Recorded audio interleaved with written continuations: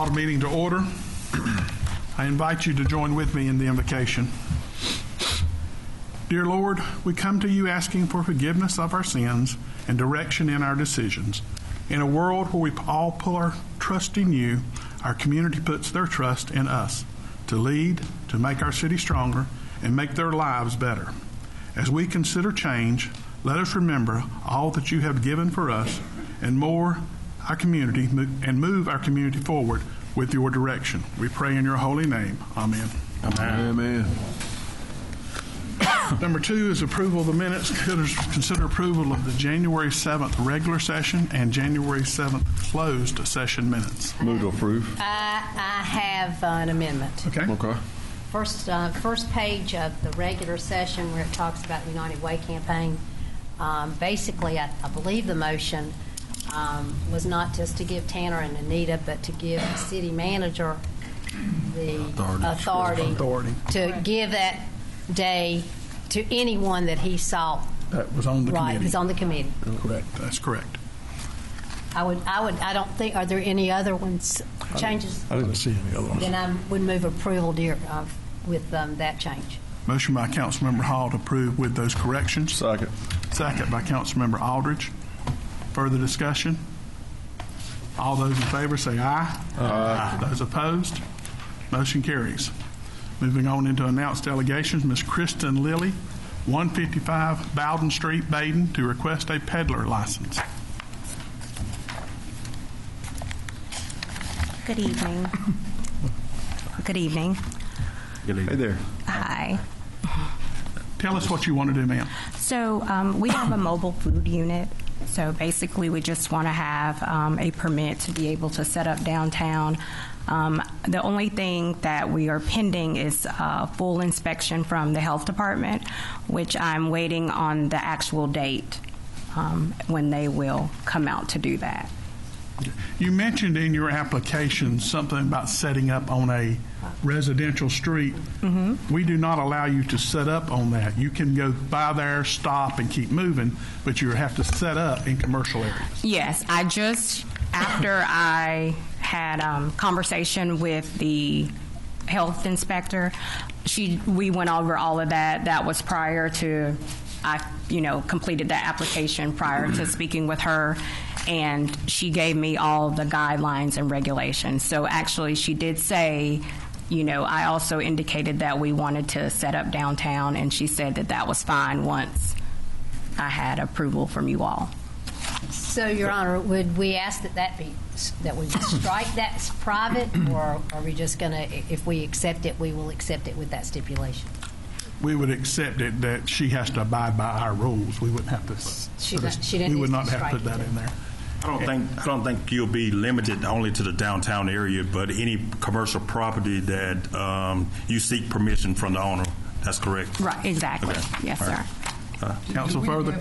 Do we have any designated areas in downtown for this sort of thing? No. Nothing designated. Curious. No. Usually they're set up around the park up there. Yeah, and it's been kind of like on a first-come, first-served basis. So I move approval. Second. Based on those stipulations. And based on the county inspection. Motion by Councilmember Townsend. Second by Councilmember Whitley. Further discussion? All those in favor say aye. Aye. Those opposed? Motion carries. All right. Thank you. Thank you very much. Good luck. Number 4, presentation of the fiscal year 2017-18 audit.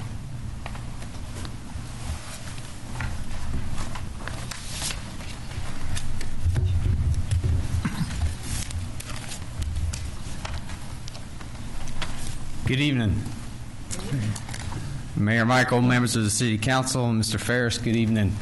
Pleased to appear before you this evening to present you the city's annual financial report for the fiscal year ended June 30th, 2018. First, again, let me thank you for allowing our firm to provide this service to you. And second, let me commend the work of the Finance Department of the city. Colleen and the entire team in the city's Finance Department were helpful, professional, and wonderful to work with. A couple items that we're going to highlight in this year's report. On page 15 of the financial statements, you will find our independent auditor's report. We have issued an unmodified opinion on the statements of the City of Albemarle as of June 30th, 2018. An unmodified opinion is the highest level of assurance that we, as independent accountants, can issue, and states that the financial statements were presented fairly in all material aspects of the city at June 30th, 2018. A couple other things we want to draw your attention to is the performance of the city's general fund for this past year. And this summary information can be found on page 37 of your report, Exhibit F. The general fund in the current year budgeted total revenues of $14,195,585. For the actual year, actual revenues were in excess of what you had budgeted for the year by $319,000 and $319,524. Total expenditures that were budgeted for the general fund for this past year were $15,880,291.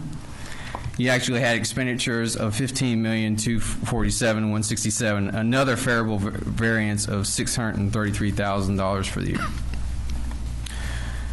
The general fund for the year had an overall decrease to its fund balance during the year of $43,000.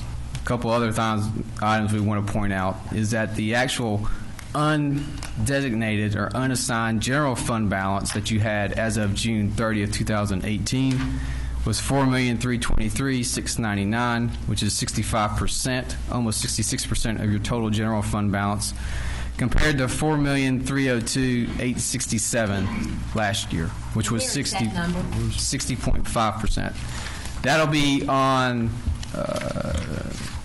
the balance sheet, and it's going to be the page.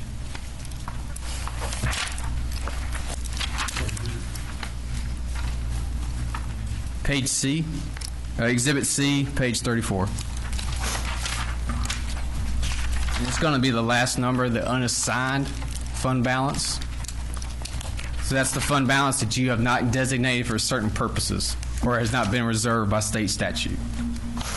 So that number did increase this year compared to prior years. The next thing that we want to go over is the performance of the city's enterprise funds for the year, and those can be found on page 39, Exhibit H. The city has 4 enterprise funds. The city's water and sewer fund had a positive change in net position for the year of $648,115, compared to a positive change in net position last year of $551,782. The electric fund had an increase in its net position for the year of $1,679,109 compared to $324,794 in 2017. The landfill fund had an increase of $659,243 compared to $526,703. And the public housing fund had a decrease of $427,973 compared to a decrease of $134,097. In total, when you took all the enterprise funds that the city has, you had a total overall increase in your net position for the year in your enterprise funds of $2,558,494, compared to $1,269,182 last year in 2017. And the last thing that we want to go over is just to talk about property tax collections and their property tax rates for the year. Those schedules can be found in the very, very back of your statements. If you look on page 139 and 140, that is some data for this year on your property taxes for this last fiscal year. For the June 30th, 2018 fiscal year, the city of Albemarle had a total levy of $6,187,667. Of that amount, the city collected $6,036,267, or 97.55% of its levy for the current year. That's in line with what you have done in the previous years, and actually this year, this was a little bit of a bump over what it was last year. Last year, it was 97.3%. So you're continuing to do a great job collecting your property tax listings. Council, if you want to see a comparison of 10 years, it's on page 162. And there's a whole bunch of more information in here that you can read if you have insomnia, or if you have trouble falling asleep at night. That's all I've got to go over. Be glad to answer any questions that you may have. Before we're going forward, say your name. I don't think you did coming up. So Sorry. You're on the record. I'm John Kapler with Potter and Company. Okay, thank you. Thank you, Council, Mayor. have any questions? What do you mean by discretely presented component unit? That is, I tried to make my way through this thing. A lot of it was Chinese, I think. It's So- very hard. so what that is because the ABC board some of the members are appointed by the city. That has to be encompassed. They have their own separate audit that is done as well. Understand that, yeah. But just from that standpoint, when you present the city, when you have an ABC board, and that's typically in your cities what is a discretely presented component unit, that component unit, because of the governing structure that is associated with it, gets included in with the city too as well. Okay. I wanted to be real discreet about that. But we try to be discreet in having its own column. John, this is your first time making this presentation, is it? This is my third time doing Third this time. presentation. And is this, I can't remember, is this our third year, Potter? Yes, ma'am. Yes, it is. Council, have any further questions? I'm not trying to be cute about this, but I did notice that we were located among three major cities, Greensboro, Charlotte, and Pinehurst. Since when did Pinehurst rise to the level of Greensboro and Charlotte? Well, It's just all the rules I on think it's Moore County. Okay, don't answer that. I won't. Further questions, council?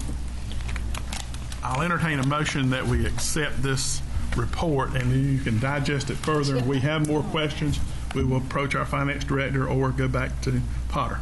I'll make that motion. Motion by Councilmember Bramlett, second by Councilmember Hall. Further discussion? All those in favor say aye. Aye. Those opposed? Motion carries. Thank you. Thank you so much. Thank you. Number 5, Mr. Adam Kiker, LKC Engineering, to discuss the next round of sewer rehabilitation needs. Wait a minute, I'm going to lock up my wallet. Yeah, it's too late. I've already told him that it would not come out of my mouth. Good evening, Mayor and council members. I thank you for the opportunity to be here this evening. I will promise you that I don't have terrible news tonight, so not this time at least. So I'm coming before you tonight to give you your first exposure to maybe a next project that we have been working on with your staff. And I should say that my presence here, this is something we have spoken with your staff about for a year or so, but my presence here is really generated by a recent event that you had in your sewer system that we'll discuss in a little bit. I'm not asking for any action tonight, so what we want to do is broach the subject with you, talk about why we are looking at a specific area, talk about possible, we'll talk about cost, talk about possible funding solutions, and then answer any questions that you might have. And really all this is a continuation of some of your previous efforts. And feel free to stop if you have any questions along the way. So some big picture type discussion items. So why would you consider investing in rehabbing your sewer? And I'll tell you what I mentioned to Mr. Ferris earlier. It's really hard to quantify a financial gain from investing millions of dollars in sewer replacement. What you're really aiming at doing is reducing non-compliant events. And this is a systemic approach. It's not just in your gravity sewer system. It's also felt at the treatment plant. And you do have a not only lengthy history, but a history of occasional SSO. A lot of communities with sewer systems as old as yours are in the same boat, so you're not alone in that regard. But you're really aiming at reducing the risk of noncompliance, and then there is an overall system cost savings that I mentioned is difficult to quantify, but I think it's worth noting that in December of this past year, as wet as the season has been, your treatment plant measures flow on a monthly average daily basis. So the average day throughout the month. And it was the highest ever recorded at the plant. So that's a of course, it was also the rainiest season, the rainiest fall that we'd had in recorded history, but it also, I think, is an indication of the age of the sewer system and as it relates to how tight it is. So you have been diligent in the last 5 or 6 years in investing. We are in the middle of the second phase, but you've completed phase 1 in 2014. Phase 2 actually bids tomorrow afternoon. This was one that we applied for a few years back. The phase 2 project features some gravity sewer work, and it also features some electrical work and pump station upgrades at your plant. So you'll be seeing, much I know to your chagrin, you'll be seeing a little bit more of me in the coming months as this project gets going. So there have been some investments in the last few years, and it's worth noting that your phase 2 project, which we applied for in April of 2016, it did receive $500,000 in grant. It did receive the loan fund is 0% interest, and as we talk about funding another phase, the strength, your applications actually will be getting stronger based on the events that have just happened. So we'll touch on the merit of funding a phase 3 next. So I know that some of you, I don't know, were started your tenure right as this phase 1 project was finished. So I just have a couple of random pictures to show you the type of construction, and you can see, yeah, here we go. So this is the old sewer pipe that was pulled out. This was taken down off of Old Charlotte Road. This was a 36-inch sewer pipe that, from what we can tell, had been in the ground since the 1930s. Another picture shows, and the coloring's not great here. We're not great photographers, forgive me, but this is a picture of the pipe as it was being ripped out of the ground. Very, very old material, and this was actually a very odd material. Some of you may remember, we had some struggles trying to deal with this pipe. And this is a picture of what went back in the ground, right? So something new, and I know this is hard to tell the scale, but this pipe is 3 feet in diameter, so that gives you a feel for how big it is. So when we worked with your staff on what's the next phase, so what we call phase 3 is and you have to forgive me, this map, north is actually to the right. I couldn't figure out a good way to make it fit the page, so north is to the right. On the left side of the page, you start at the wastewater treatment plant. This is the western Albemarle leg. It follows up Long Creek, crosses 2427. It actually crosses Main Street. If you look just to the south or to the south and east on Main Street, you'll see the pipe exposed there as it crosses the creek. The gap in the red line, this is actually a leg that your crews replaced 4 or 5 years ago, so that's why we have a gap here. And then it picks back up on Kingsley Street and goes up to the north end of the outfall. From a scope standpoint, it's about 8,500 feet. It's worth saying this is the this is the oldest leg of 24-inch and 18-inch pipe left in your system. The pipeline part of this would be about $2.5 million total project budget. And because of several events, but especially the one that recently happened, this would be a great candidate for funding. So I'll touch on that here in just a minute. The bullet at the bottom is one that we'll cover in a few minutes, but there is a portion of this work, about 700 feet worth, that, in our opinion, and really supported by your staff, that it really needs to be addressed now using city resources as opposed to waiting through the lengthy process for the funding.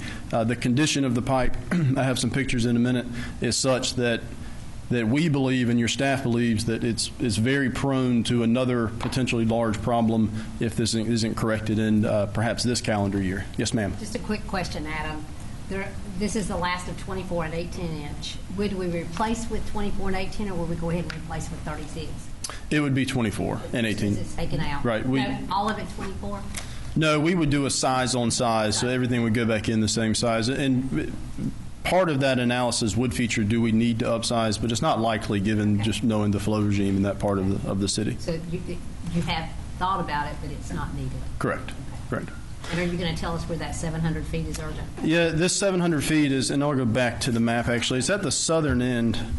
It's right here at the treatment plant. So if you pull in the front gate to the treatment plant and hang a hard right and follow the fence, this is the electrical pole yard. It's really from this corner back upstream to just below the highway is the worst part. And we have some videos or some screenshots of some videos that we'll show you actually right now. So diving into the science of sewer camera work, so this was a screenshot of a video that one of your vendors took or provided us. So you're looking at the inside of a 24-inch sewer line. The reason there's not a whole lot of flow in it is the line is plugged upstream and you're bypass pumping around this so that the camera can get in and see the entire. But what you're seeing is a couple things that are important from a technical standpoint. This is most likely, we didn't touch it and see it in person, but most likely clay pipe, vitrified clay pipe or terracotta pipe. And that was laid, this is 24 inches in diameter, and these are 4-foot joints. So the modern standards are 18 or 20-foot joints. If you remember these pictures here, that's a 20-foot joint of pipe. Well, your weak point in any sewer construction is the joint, right? So if you have 4 times as many joints, you have 4 times as much opportunity for stuff like this. And all this is, it's not real clear, but all this is roots that have gotten through the cracks as the seals around that terracotta pipe have failed, and they are starting to intrude in the pipe.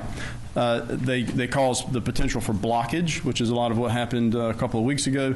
But more than anything, it just opens that pipe up. And by nature, sewer lines are close to creeks, right? It's just how sewer flows downhill. As the water table gets up, as creek floods, a few drips or leaks at every joint, every 4 feet for 8,000 feet can create a big problem. So a few more pictures. This is just the same, a little bit farther down the pipe. Again, you can see the 4-foot joints. You can see the root intrusion on the top of the pipe. This one, actually, you can see the roots in the bottom are farther down the barrel, but actually, if you look close, you see how there's a mass of something that is blocking the pipe right here. See, that looks like a. So we saw a lot of that in the images, and what this does is this creates a hydraulic jump in the pipe. It slows down the water, and over time, this will build into something 4 or 5 times the size you see in this picture, and that's what causes the blockages in the backups. The next 2 pictures go together, so you're looking down, you can see there's a lot more flow in this pipe. You're looking down the barrel, what we're going to focus on is this area right here, in particular that right there. And if you look, this is a close-up of the shot, you can see where the top of the pipe is caved in. Right, so you see that's where the pipe is cracked and exposed, and again it's cracked and exposed there. And as you follow the camera on down, the camera barely was able to get below this and keep going. So this is a lot of what we're starting to see. This was actually taken in that 700-foot section that we were talking about that really doesn't need to wait. So we talked about gravity sewer. So at the same time, if we're going to go through the process of applying for funding and addressing some rehab, I'm going to come back to a subject that you've heard before. 5 years ago, it's almost 6 years ago, there were some pretty significant failures at the wastewater plant related to the electrical system. So in speaking with your staff and with Mr. Ferris, we felt like it would be advantageous to include some continuation of those efforts in another phase of funding application. And not only is that because it's necessary or a needed improvement, but also because those improvements are tied to documented violations, it makes it a very strong application. That's a lot of why you got the funding you did the first time. So in talking with staff, we worked with, it was a 6-year plan that was developed by your consultant. So year 1 is actually part of the project that bids tomorrow. So we're recommending years 2 and 3 at the bargain price of $1.9 million, right, of electrical improvements. A little background on just briefly on the funding program, and this is probably not new to any of you. It's the Clean Water SRF funding. It's federal dollars that are administered at the state level. Applications are due in the spring and in the fall. It's typically 20-year low-interest loans. There is the opportunity for 0%. There is the opportunity for some grant. A lot of that's based on the quality of your application compared to the other people that submit. This particular, based on the numbers we just gave you, would be about a $4.3 million application. The reason the math doesn't add up is there's a 2% closing cost that the city has to pay out of your own funds. And again, this is federal money, but the grant proposal would go to the state.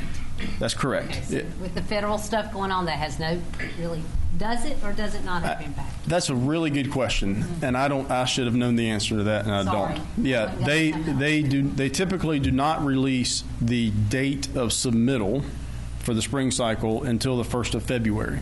So around the 1st of February is when they would say, okay, the spring applications are due April 1st or April 17th. I just don't know yet, but I'll find out. That's a really good question. A lot of things are being affected. A lot of things are being affected. So the timeline, I think, is important because I understand the magnitude of a $4.3 million loan. Typically, when you submit an application, you don't find out if you're even funded for 4 months after that. So if we submitted in April, we'd find out in July or even August. But more importantly than that, the debt payments are not due on the loan until 6 months after it's completed. So that gives you a pretty long time from the time that you start the project to the time you actually start paying debt on it. I'll give you an example. The one that we are bidding tomorrow, which is the Phase 2 project, we submitted in April of 16, and the debt was not going to hit your budget until FY21. Right? So that gives you a feel for the time frame. We won't finish that project until next spring. 6 months after that will be fall of 20 in your fiscal year 21 budget. So what are your next steps? I think that some discussion, and I know your staff is working on it, the 700-foot piece that we talked about, in our opinion and supported by staff, that really should be addressed sooner rather than later. They have a plan. Most of that the labor can use your city resources. You'd have to purchase the pipe material, the manholes, and you would need to use an outside vendor to handle the bypass pumping with that diameter line. If it's your pleasure consideration of an application, whether it's in the spring or the fall, no action is necessary now. We're really here to answer questions. It does take us about 4 to 6 weeks to develop the application.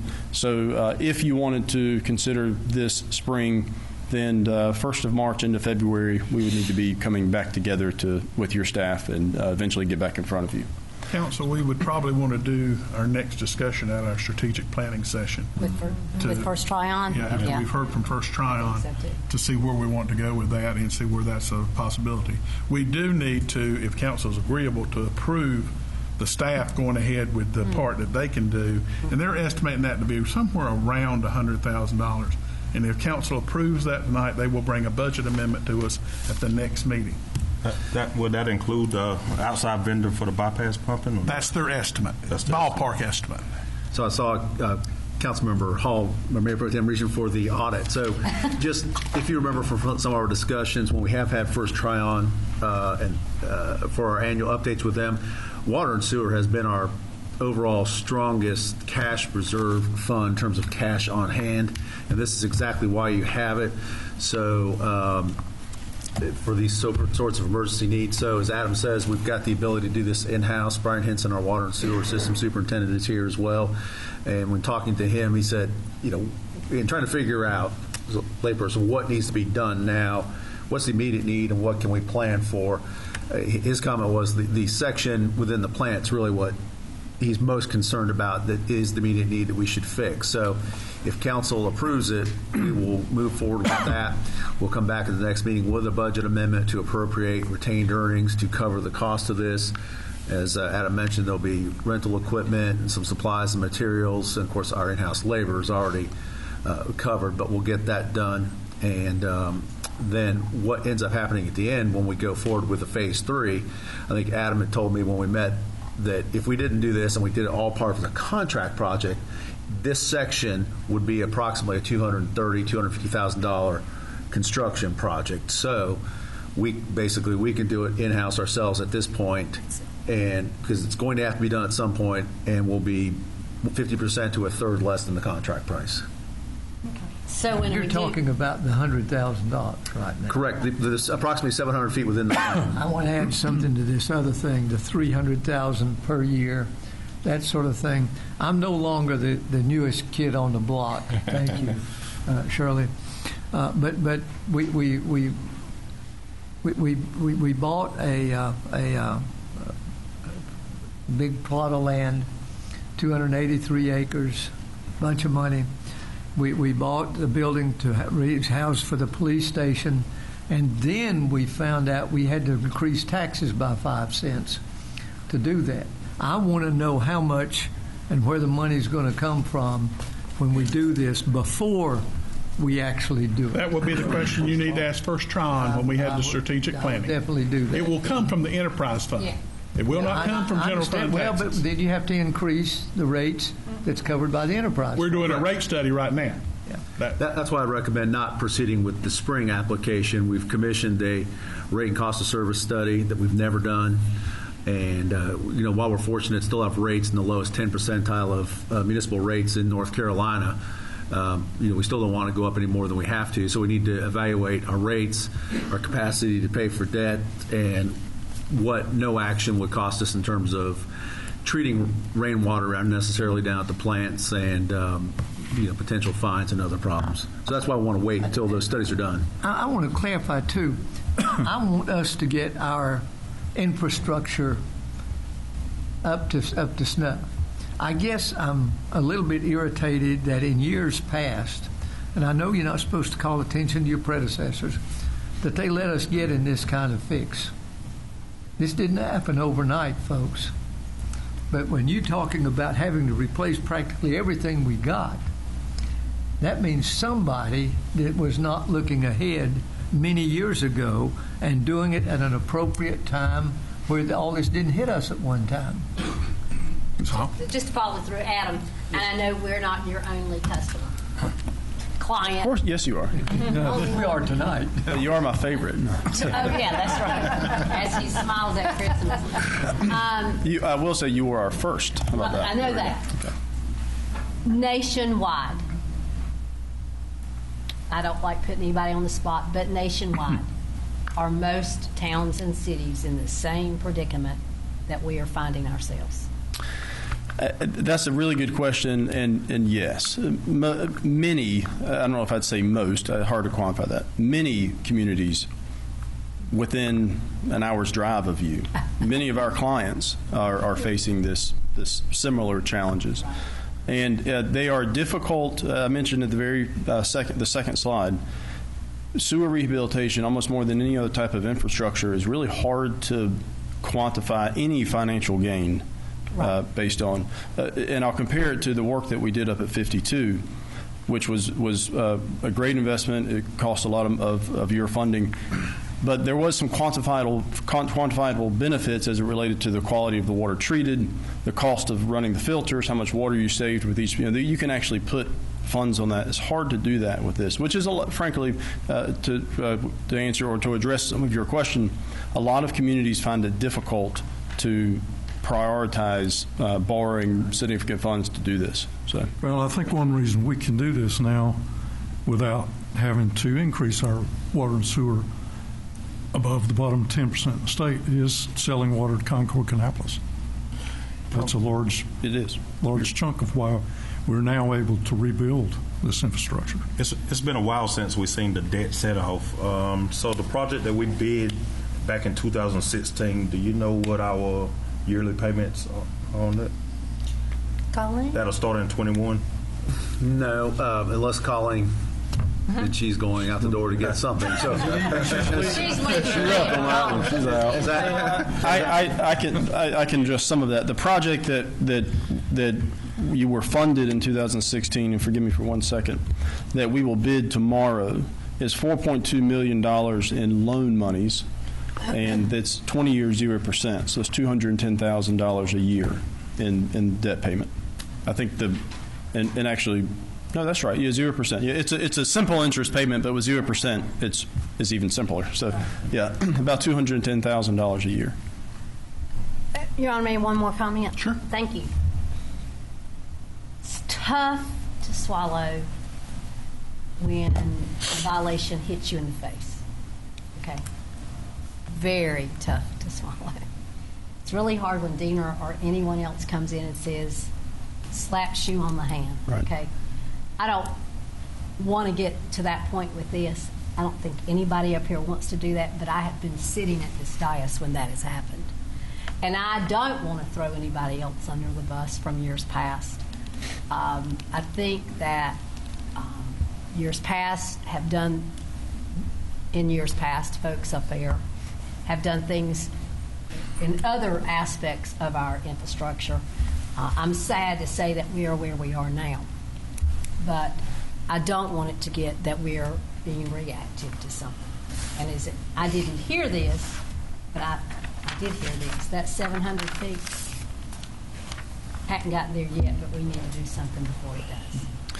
Yes, that's a fair assessment. Yes. Adam, I would venture to say that we've probably been more proactive in correcting some of these issues than most any city around us. That's a big issue on the federal level, trying to get money from the federal government to help some of the cities. So I would say we're more proactive with all the things that we've repaired over the last few years. Yeah, I think that you are to be commended, and I feel very fortunate, and our firm feels very fortunate that we've been able to help with some of this. But as a leading group, you have spent substantial funds in the last, 7 years, starting with your raw water pump station on Baden Lake, Phase 1, Phase 2 getting ready to start here, Highway 52. So, yeah, in the last 5 or 6 years, there have been some noticeable that's understating. There have been some very commendable efforts on your behalf. Yeah. I agree with what Chris said, and I also agree with what y'all said, but I came from a more simple form of life than any of them did. And the way I would look at all you said would be to see how long did you say that pipe was made out of what? The pipe is made out of clay, is the simplest way to say it. Yeah. Yes. See how long it's lasted. And then see how the warranty is on that new pipe you're getting. And maybe we'll avoid spending more money than we have. Well, good question. That is the best we know. The pipe that we're talking about today has been in the ground since the 30s or 40s. The expected useful life of the new pipe we'd put back in, not warranted life, but useful life, is 75 to 100 years. It's plastic, right? It's PVC pipe, so it frankly, most people think it'll last forever. The reason they put 100 years on it is because they don't want to sound silly and say forever. They don't want the same council to hear the problems. Right. We won't be. Right. I understand. Now, some of that pipe was corrugated that you showed, wasn't it? The old pipe was corrugated, yes. Those pictures were taken Phase 1. The 36-inch pipe, which was the largest in your system, from the wastewater plant up to Main Street, was corrugated metal pipe with a very annoying tar liner on the inside that proved... Which was a surprise when we ran into it. It was a big surprise, yes. I think we shared some grievances and tears over that one night. Most of the older pipes that we have made out of that terracotta. Yes. It is. Most everything in town. That was just the norm. It was. Yeah. That was probably the best at that time. Council in agreement to move forward with the part that the staff's going to do, I entertain a motion. So moved. Motion by Councilmember Hughes, second by Councilmember Bramlett. Further discussion? All those in favor say aye. Aye. Those opposed? Motion carries. How long will that take? Approximately? Actually, they've got to get it in first, but they hope only a few weeks, but they have to get the materials in first. Right. Brian says tomorrow. Depending on the weather.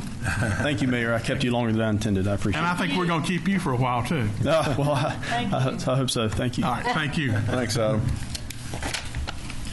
We have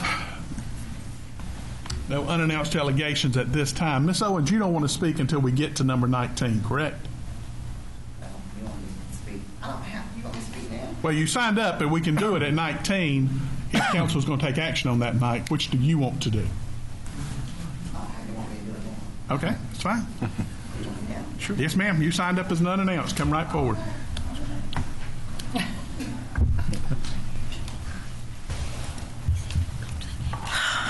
Okay, thank you all for letting me speak. And this is to all council members and the mayor, Ronnie Michael. Thank you. So before I speak clearly on what the topic I'm speaking about, if all of you look at number 19, I don't have it in front of me, but I just want to give you a little bit of information on it.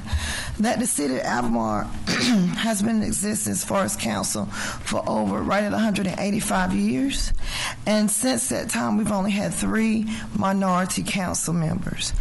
And thank you, and again, thank you all for coming to the MLK breakfast. And we all heard a very empowering sensitive, truthful speech on Saturday. And it brings me to this. With our local NAACP, I'll let you know that we had to sue the city back in the mid-'80s for us to gain minority representation. And that was on the city council. And as we know, just mentioning briefly, right now we do not have any representation on the county commissioner's side. If you notice that Roy Cooper, he vetoed the vote, most of you know, for the voter ID. And the reason he did that was because he was afraid that minorities would not be able to have the right to vote. Therefore, that would hurt us in our minority representation. I looked at the census. 80% of Stanley County is mostly white, 10% black. With that being said, it would be hard for us to go to pass a resolution for the city of Albemarle to have a state legislation to become a nonpartisan body. With that concern, I'm going to go straight from my notes. It's such a matter that we have never had minority representation again on the county commission.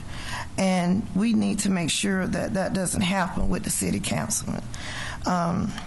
The ballot with the candidates it would split the votes, and that would cause us not to have the representation that we need.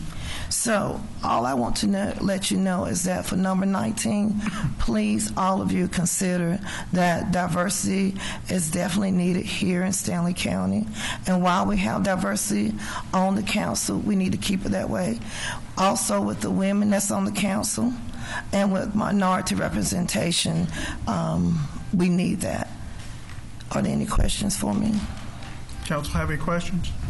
Not at this time. We'll have this topic come up again. Okay, so I just wanted to go ahead and speak, so I wouldn't have to talk to you any longer. Thank you very much. Thank you. Thank you. Thank you. Thank you.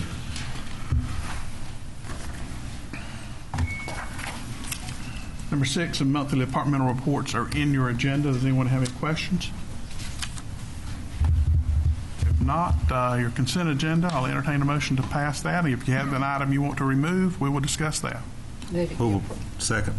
Motion by Councilmember Hall to pass the consent agenda, second by Councilmember Townsend. Further discussion? All those in favor say aye. Aye. Those opposed? Motion carries. Unfinished business, consider the proposed budget presentation schedule. Council, remember we had a couple concerns and we've made some suggestions. We're pretty much in a tight time frame that I don't know how to tell you. We can adjust it a whole lot from this, but we'll entertain what you want to do. Well, I'll just make the comment, same comment that I made the last time I was in here about the 13th being a COG meeting, and the COG meets either the executive board or the full delegation meets every second Wednesday of the month, which would be the 13th of February, and then it would be the 9th of May. So, and I saw the email that went out that we're in it, that it is tight, that we need to, even if some of us can't be there for all of it, we might have to forego that. I understand that tightness, but I want that comment to be made because it appears that I will be missing if I'm going to have to strike that. If I need to be at a COG meeting representing the city of Albemarle or the towns in Stanley County, I'll be missing those two. So, and I mean, I don't have anything else to offer to be able to stay on this schedule, unless we would do like, and I will say this, probably two folks up here were on here when we used to do this. We used to take a Saturday morning and do budget meetings versus coming in at 5 o'clock or 5:30 and working until 9:30. So I don't know that that's even an option, but I'll just throw that out. Whatever we do, I think we need the full council in I do attendance too. with everything that we got on the table. Amen. I think we need every one of us sitting there to discuss. Well, let's look at Saturday. So on the Saturday, previous council used to do it on Saturday, is that right? Yeah. Yeah, We and used to- Dexter, I can't tell you how long ago it was. It used to be probably about a half a day, something like 8 o'clock to 12 o'clock or something of that nature. And just handle everything in that half a day? I think it occurred in 2 different sessions. Okay. From a staff standpoint, they can do it during the day, any day. Now, I don't know if council can get off of work to do it during the week. I could do Saturday. But I mean, I'm pretty flexible on the 11th, 12th, and 13th. And again, If we do it on a Saturday, then that would address your issues, correct? that might address the February, but then you get into May, and then nobody's going to do it in May because the 2 Saturdays around the 9th of May. Well, you got some other stuff. Well, you got other stuff going on in the city of Albemarle that we need to be there for. Right, So, right. you Well, at know, least if we can get one. Get February's done. I'm out of town the February 15th through the 17th. I see, will say that. that throws that one. That's already on Saturday. Yeah. And that's, And you really need to start Do with the ninth. the strategic planning session. And First Tryon is already lined up for the 11th. He was very restrictive on what he could do. For sure, we've got that day. First try-on. First Tryon is scheduled to be here on the 11th. I guess I hate to throw this out there. On the 11th of February. Of February. They're for sure. You can move to the 14th, but that's Valentine's Day. Well, it might be Valentine's Day. But Same some of you thing. did not want to do it on Valentine's Day, so I'm open to suggestions. I don't have a problem with it. I don't either. I mean, 11, 12, and 14 is what I'm hearing. griped about it last year. That would be in the Mayor, I don't have my calendar. The 14th is the second Friday. It's the second Thursday, but it is Valentine's Day. You don't? I think I'm hearing. Let's move 11, 12, and 14. Well, this one does 14. This one does 14. All right, let's do that at this time, and we will look at May again. May's going to be tough too, unless you decide to. What are you showing me? I'm giving you my phone so you can make a call for me. Oh, We'll get you out of hot water. all right. 11, 12, and 14. If You you're can come to good- Starnes Jewelry Store. We get you. 11, Gotcha. 14. Everybody good with that? 11, 12. 12, 14. And again, looking at May, I know that if we get it on one night, on Monday the 6th, it's a lot to digest in one night, but nobody's going to digest it all anyway between Monday and Wednesday. So I would offer that you could do Monday, Tuesday, Wednesday versus Monday, Wednesday, Thursday. Or Monday, Tuesday, Thursday instead of Tuesday, Wednesday. I mean, Let's do that. Well, somebody needs to get it out to us. I've heard 600 and no, it's just a matter of taking off that second Wednesday. Just if I need to be somewhere representing the city, then and if we need to Do be Monday somewhere then. Instead of representing the Wednesday, city. Monday. Right? Instead of Wednesday, we move it to Monday. move it to Tuesday. Tuesday in May. Y'all got me confused. I'm going to wait till y'all said it. So then I will move that we use for the February that we meet with First Tryon at 5:30 on the 11th of February. That then we hold sessions in this room at 5:30 on February 12th or whatever room, February 12th and February 14th at 5:30 for the February session. And then moving to May, that we hear it as proposed, the recommendation in chambers during session on May 6th, like is normal, and then we do May 7th and May 9th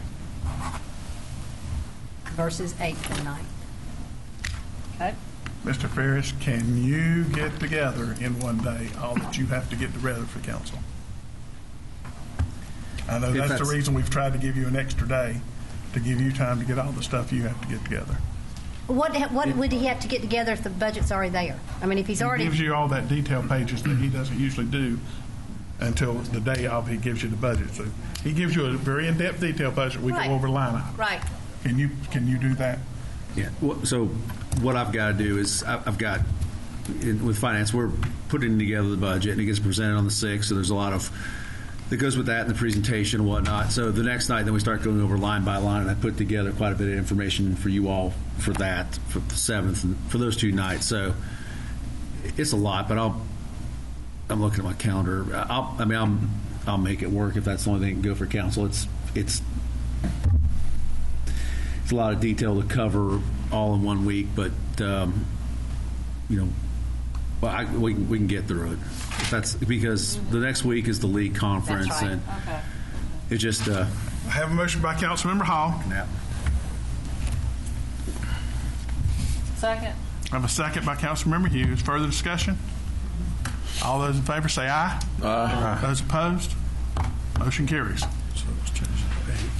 New business number 10, consider offer of NCDOT to purchase city property and to relocate the sewer lift station for the NC 2427 widening project.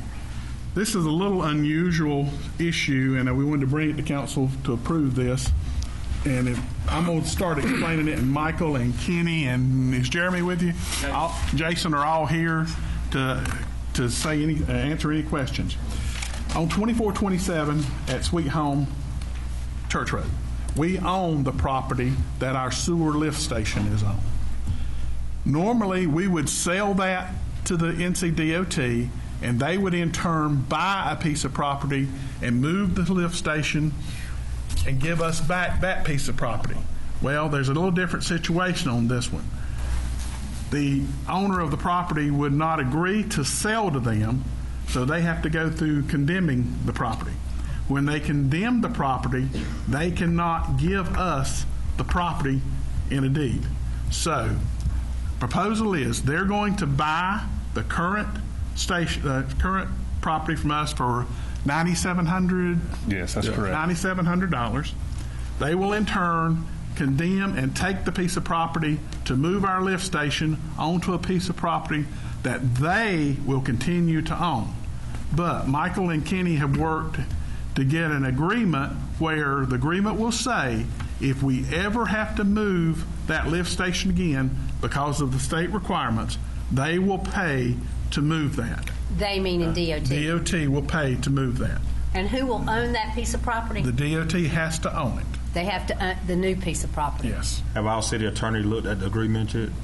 I cannot answer that. I move approval, $9,700. Hold on. It's actually an encroachment agreement. Yes, this is through the district office. Standard agreement that we use and they use. You got any concerns there? Do you have any concerns? It's an encroachment agreement, but we're going to put a statement in there that reads, and you may have it on your computers, that we incur the cost in the future if we ever have to make the city move it again. And I think this all stems from the Northeast Connector. There were some utility relocation issues there that I wasn't directly involved with, so we're going to cover the city. If it's ever required to move again, we would incur that cost. But we're going to incur the cost now to move it. We're protecting our great-grandchildren because we'll never do it. Yeah, that's right. Years from now, we go to the 8-lane section. That's right. That's why when we put in that sewer lift station probably 15 years ago, we purchased the property because we're not in there right away. We're like a homeowner. We own the land fee simple, so we're not encroaching, so we don't have to get out of somebody's way. We're actually the owner of the property. That's why we bought the land. It's highly unlikely that anything, Kenny was kidding about 8 lanes, it's really unlikely it's ever going to have to move again. But that's why we bought the property, to protect ourselves for this situation right here, and don't want to give up that ability because we can't own the land in the future. We just want to make sure that we're basically held harmless and moving forward, that, as somebody said, protecting our grandchildren, that we don't have to pay at that point. So does that cover anything as far as access to the property in the agreement? Is there anything that needs to be in there? Y'all own the property. Yes, we'll sign an encroachment agreement, and that provides us access. Yeah. Is that included in there? We'd have a driveway cut in there to get to it. And that's what the encroachment is. We're encroaching on land owned by the DOT, and that'll be clarified that about access. It's their ownership, but we have access, why it's there, and movement again in the future as an attachment to the encroachment. That's correct. Yes, Ms. Long. Back to Mr. Townsend's concern. He said he was fine with it. He said he was fine. I didn't want that to leave. Thank you for bringing that up.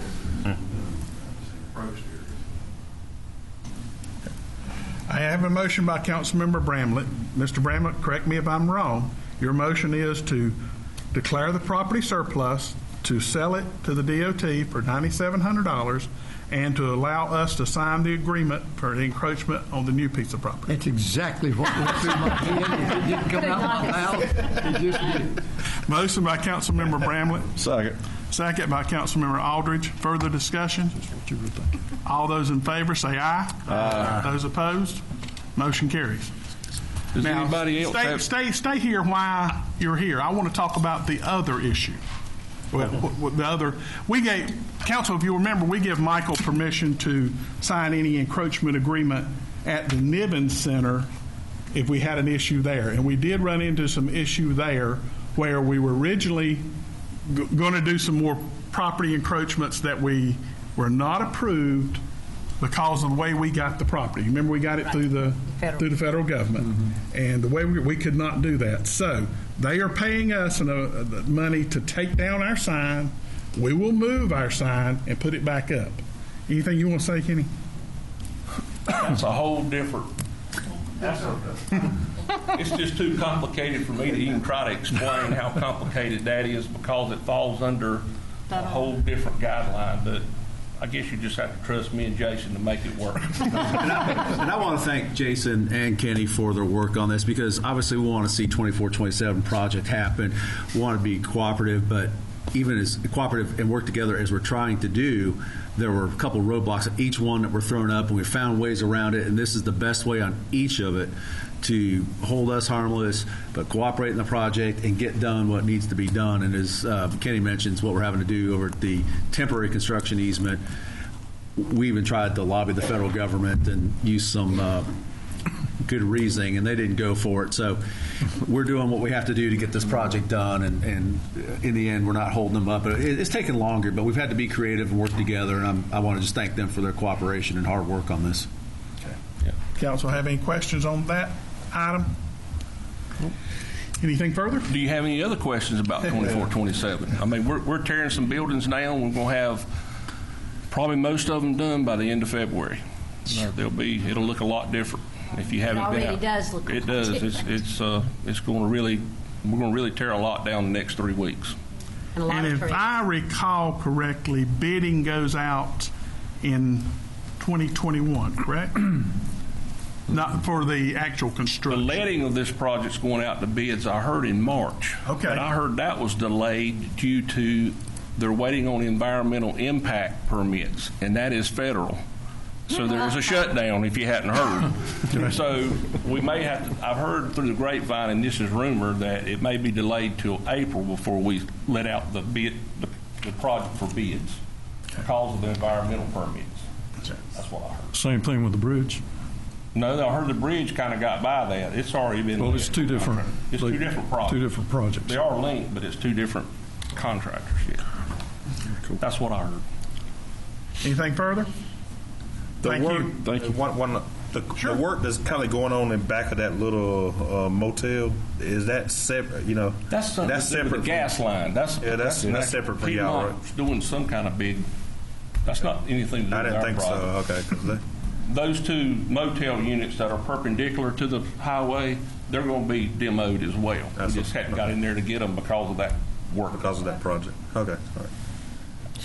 Thank you. Okay. Thank you. Thanks. Thank you, Mr. Mayor. Number 11, consider a contract adjustment with Edifice. And let me first start by reminding council how a construction manager works. They do all the bidding, and we actually have a contract with them. The bids actually do not come to council for approval. They are approved by our construction manager. We, in turn, adjust our contract with Edifice to do the project. Now, what we have done in order to try to help with the bids for the construction, we're doing the demo separate. That's what you see in this bid and contract revision tonight, is to allow us to do the demo on the building. By demo, I mean gutting the inside, taking out everything that will not be used. One thing we did run into, and it was a little disappointing because we had hired a environmental assessment already, they found more asbestos when they took some things down on the ceiling that the first crew did not find. So our asbestos bid was a little higher and caused this to go up a little bit. Some of the things you see in their adjustment is because we're starting the project with this demo. You won't see it later in the construction, but it's insurance, bonding, and things like that. So it makes the original price look higher, but it's only because they've moved it forward from the original construction bid. Now, council will, if you're agreeable, you will approve this, and then they will do what they estimate a 6 to 8 week demo of the items. Then we will finalize the construction plans and go back out to bid, and they will secure the construction company. And actually, it will not be just one contractor. It'll be like a multi-prime where they actually get every particular trade to do the parts, and then it will work through them. They'll supervise for us. We will have no part in supervising it. They'll take care of all that. We've met on site multiple times to go over different issues, and the final drawings will be coming out. They won't be final until we get this demo done to see if we run into anything else. And the main difference between this and just using a general contractor is? A lot of this would be on us. We would have to have somebody to do all this for us because we could not do it. I mean, we don't have the expertise to do what Edifice is doing for us. So if it was a general contractor, then we would have to have somebody come in and do all this and manage it anyway. So we went with a construction manager from the beginning, which we think will keep our costs down, and that's what everybody is tending to lean to on these large projects. Now, one thing that we will be doing on this, just like we did with purchasing the building, we will be up-fronting the money and then getting it back in the loan when we go to get our loan. Dealing with a construction manager at the end of the project, and we start having issues. Who do we deal with then? We deal with the construction manager. We have some sort of. He is our representative to handle everything. So we got a time restrictions or whatever for the course of the warrant. Yeah, we have not put. That'll come in the construction documents when they get them ready. How will this affect the total cost of our project? We are hoping that it will make it better, we hope. We're really concerned, Mr. Bramlett, that if we did not take out the demo of the parts that was unseen, that anybody that bid it would put in a cushion just for the unknown. Okay. By getting it out, they'll be able to see everything they're going to run into, and hopefully that will help us by getting the prices down. You all know that right now prices are high. Mm-hmm. So we want to give everything we can to get it the lowest price possible. Just two questions, or two questions and a comment. And I guess that's having Edifice around. I see, going to the post office, I see folks down there all the time, or vehicles parked down there quite often. Sometimes it's just one. Occasionally there's a couple. So I guess that's what's going on. There, as I understand it, may or may not, but I believe there is still, when we bought the building, it still has some items inside. We are in the process of getting those out. Council members, anything with that low of a value, we have given the city manager authority to declare it surplus and get rid of it in the best method possible.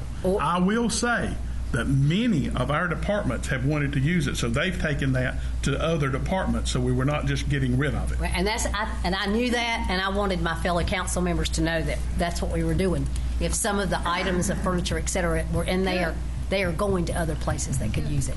And lastly, I would just bring, you know how I am about spelling Stanley wrong. Yeah, Stanley is spelled wrong a couple of times in this particular scope of work, and it just bothers me that. And Albemarle. I wasn't going to say anything. I was. So just thank you. Anyone have any questions? I do have one. Have we used a construction manager for a project like this in the past? This is the first time we've ever used a construction manager. Okay. This is a totally new process to us, but it is being used by most cities and counties in other locations. Good. Just a question here. I was looking over some of these numbers, and just to be transparent for those watching, there, after everything's added up, there is a fee of $24,762. What is the fee? What is that for? Where do you see that? Clarifying what the fee is. It's on the proposed change order. Oh, I see it. Just a clarification of what that is. Here it is. 24,000 is 7.5%. So is that the fee that Edifice is charging? Edifice has a percentage that they charge. Okay, so then that must be their fee for this whole. Okay. So if you think about this project or process, I'm sorry, and it is a little bit different, so we learn along the way. They serve as the oversight for the construction to make sure that there are no change orders or there are as few as possible, that everything is within reason. They fight those fights, and anything that comes to us is probably going to be an absolute need, not just some of these change orders that happen from time to time. So they serve as almost the general contractor overseeing the project. So if you think about what you're not doing down the road, that's one part of the process you're not having and paying for. It's arranged. The same things have to happen. It's arranged in different manners, and the relationships are different. They're in the middle for us, dealing with all the trades. Okay, just wanted to clarify that is what that is. So anything that comes to us, if there were to be a change order, and that's why we have them, I hope we don't, they've vetted it. Right. They've gone over that. They've gone through that and tried to keep those to a minimum. Okay. Just a comment for new council, as well as those folks who've been here forever. When we built this building, we had somebody on staff who spent a great deal of time in this building with the contractors, the general contractors, the subcontractors, et cetera, et cetera, et cetera, that kept us on course. Just before we started this building, the new jail was being built. And I don't know if you all remember, I will make this comment, that everybody who lives in a city also lives in a county. Everybody that lives in a county does not necessarily live in a city. But the county money that was spent to build the jail, there were many change orders down there, and they were way behind schedule because the county didn't have somebody then on site doing that. And as I understand it, Mayor, this will help us stay well within budget and within time constraints and that kind of thing. And even with us having somebody on staff at that time, we still had issues that came up because obviously he did not have the expertise of what was needed to manage the project. So we were relying on our architect who was charging us management services. So yes, we got a great building, but you always have little issues come up during the process. This hopefully will help us not have those issues come up. Now don't tell me, I'm not going to tell you we're not going to have any. Because anytime you go to an old building, you're going to have something come up. But they will be handling it for us. Right. Good. Okay. Very interesting, the bidding, the 3 bids. Yeah, I've seen that. I mean, as Councilman Bramlett, we've talked before, wow, we've got 2 that seem fairly close and then 1 that's way double almost. So, I just found that interesting. Go ahead and mention those bids so the public knows what they were. So the first bid listed is from Catalyst Construction Company. Their base bid was $474,480. D.H. Griffin, their bid was $265,700. And EHG, which is Environmental Holdings Group, their bid was $227,470. So we've got 2 that are fairly close, and then 1 that's way off the charts. And EHG was, as you said, was low bid, and that was the one that the construction manager, Edifice, chose to go with. They sat down with them and went through all of their numbers to confirm how they arrived at those numbers, too. Good. And there again, we will not approve those bids. We're just approving the contract adjustment. Move. Do you need a motion? Yes, ma'am. So moved. Motion by Councilmember Hall to approve the adjustment with Edifice. Second. Second by Councilmember Hughes. Further discussion. All those in favor say aye. Aye. Those opposed? Motion carries. Will we have budget amendment coming next time on this? Or we got nothing there? We don't have nothing there. There's... Oh, we got it. You will have a later budget amendment on this. Right. Okay. Number 12, financing bids for info system upgrades. If you will pull those up, it's multiple items that we approved in the budget, and let me get to that. We have a series of IT equipment, and of course, the pace of change with technology. A few years ago, we decided to start financing these, and a set of infrastructure technology improvements that we're financing is cycling off the budget this year. Okay. So I think we'd mentioned during the budget process that the way technology changes in its lifespan, that this is probably going to be a bit of a norm for us to continue to carry something like this. So this is the next round of infrastructure, technology-related infrastructure improvements that we had budgeted for. So this is just the financing of that. Okay. I'll entertain a motion that we excuse Ms. Hughes from voting on this. That's what I was going to say. Yeah, 'cause I So don't- moved. Motion by Councilmember Hall. Second. Second by Councilmember Aldridge. Further discussion? That's all right. I need to move. Can you get out of here? All those in favor say aye. Aye. Those opposed? Motion carries. You do not have to leave. You can stay there. You just cannot be involved in it. Okay. Ms. Conroy, are you coming forward? Jacob, or whoever's going to present it. Council, you see some very close bids. Yeah. So we need to discuss that and decide which one that they are recommending and how we're going to go with that. Because, go ahead, Jacob, explain what you're calling whoever. We did send out bids to all the local banks as well as BB&T because we've had a long relationship with them. Wells Fargo did not bid. This is over 3 years, and they were all pretty close. And I'm going to let Jacob. He really analyzed them, so I'm going to let him explain how we got to where we are and let you make your decision. So for the lowest interest rate is SunTrust. They also have higher fees, which total lower interest paid, but total paid overall. The second lowest is First Bank.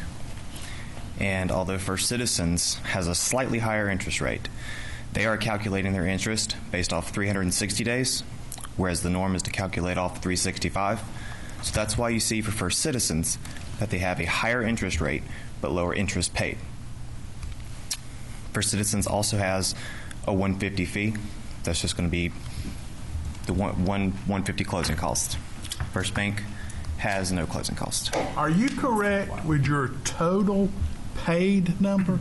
Because if you look, the third one down is the cheapest one of all of them. Is that correct? It should be up in second place. Oh, yes. The First Citizens actually is the fee is for the attorney letter that they're going to require, which is just to have the attorney certify a couple things like that. The contract for purchasing the systems upgrade is correct, that we are a tax-exempt entity. First Bank and URA are not going to require that because we are below certain thresholds. The total paid should be correct. The total paid is including the additional fees, so that's why your top three are very close in interest rate, so you're not going to have much difference there. All right, is total pay including everything? Yes. And the like that 150 for First Citizens, we didn't know how much Mr. Beaver would charge us to review those documents, so we estimated a half hour's time.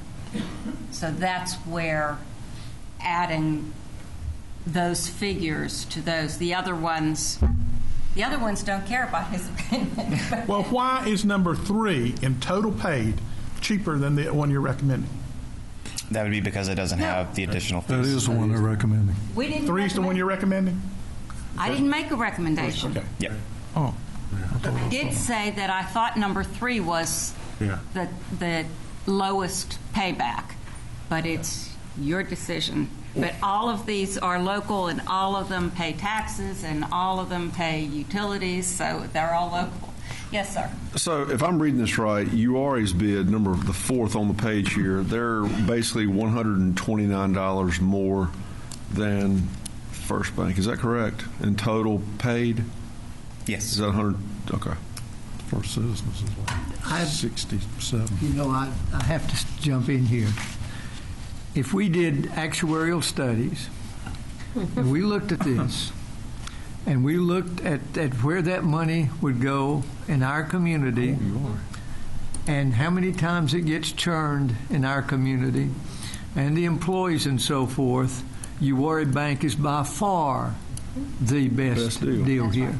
Sure. But all of them, by far, all of them pay taxes. All of them. But they don't have they don't have 200 employees here. And all of those things make a difference. I'm saying that if you did an actuarial study and costed that out, you would, and really, not just this, but we ought to have a factor that could apply to local businesses. and the effect that that has on our local economy and local income, as opposed to sending that money outside the county. And I understand that, but state law says we're not allowed to do that. $140. 130. 130, excuse me. Right. No, state law says we're not allowed to have a local preference, that you're supposed to take the lowest responsive bid. I need, sometime when you get a chance, let me have a copy of that, because I need to know exactly what we're doing, because that state law can be changed. I mean, overnight. So what you're saying is if we wanted as a council, if we wanted to award the bid to UR, we don't have the right. We can't do that. Is that what you're saying?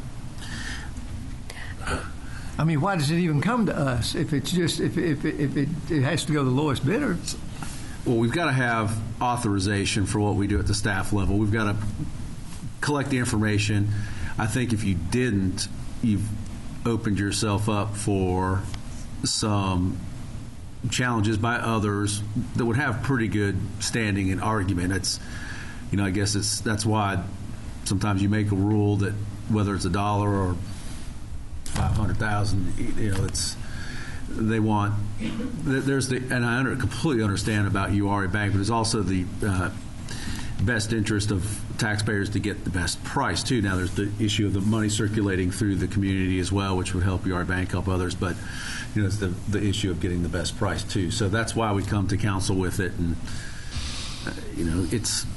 there's good points all the way around, and so. If you're doing statistical studies for those bids, there's no difference. Right. And guys, we're talking about this is paid off over how many years did I see? 3 years. So we're talking about $30 a year. Council, what's your decision? Anybody have a motion? If not, I'll make a motion that we give it to UR Bank. Second. Have a motion by Councilmember Bramlett to go with URA Bank, second by Councilmember Hall. Now, I want to just ask Michael Ferris, when you said, you made the comment, we're opening ourselves up. Well, I don't know what'll happen, but you take bids, people present bids, they don't see what the other bidders are. Right. And now it's here before the world, and it's in our My power. understanding is you have to have justification for not taking the low bid. Right. So is what Councilmember Bramlett said, is that going to hold up as justification? I don't know. Mr. Beaver? The most common thing you run into is you take a construction bid and you have some bad reviews by some people that use particular construction company, even though they're the lowest, or somebody way out of line and you know it doesn't look right. You got a tough decision here because all these are right. It's just all. Yeah. I'm willing to take a chance on $130. Well, I can't vote for that. I mean, I got to be consistent, and unless there were some, like Michael said, when you do other kinds of bids and you get references and they were not good, then you'd have a reason. And I can understand your reason, but it's hard to quantify that. So, I'm going to have to kind of stick to be consistent with the lowest. So even though it's on SunTrust, they included a closing cost. Rest of them didn't include a closing cost, and some of them didn't do an opinion letter required. That's correct. So we did call and confirm with SunTrust, First Citizens, First Bank, and URA. So First Bank and URA will not have any closing costs. City will not pay anything. Wow. That's why we look at the total evaluated cost. It's not just the interest rates, it's what you pay over the life. That's why we evaluate it that way. All right, let me make sure. I knew Ms. Hughes. No one else has any conflict being on the board or anything like that on any of these banks? Okay, just wanted to make sure. And I will tell you, I'm glad that there's a motion on the table. Wait a minute, I haven't accepted that yet, and the reason I haven't accepted it, Mr. Bramble, I will accept that, but I need you to clarify why you're not going with low bid. Because I think... In your motion. Put it in your motion. All right. If we consider the effect of that money being spent inside Stanley County, that the overall outcome will be cheaper in Stanley County than it would be to put that money outside, and it would be by enough difference to overcome the difference in these 4 lowest bids by a significant amount. And just for clarification, Ms. Conroy, you said state law will allow us to do something like that if we can justify it, right or wrong? My opinion is... I'm not an attorney, so I can't say. I can only tell you that state law prohibits local preference. You know, that doesn't make any sense at all. You have to go with the lowest responsive bid. Okay. Is their wording. Appreciate it. I can definitely understand to keep things competitive, but I like Councilmember Bramlett. I mean, you already of all the banks, they're the ones that are right here in town, and I just hate over $129 and a few cents not to award it to them. Yeah. Well, again, you know, and I know they do other investing, but all of these banks are local. All of them pay taxes to us. All of them pay utilities to us. All of them employ people. But only one of them's I know what he's saying. Yeah. I'm just. But only one of them's headquartered here. Okay.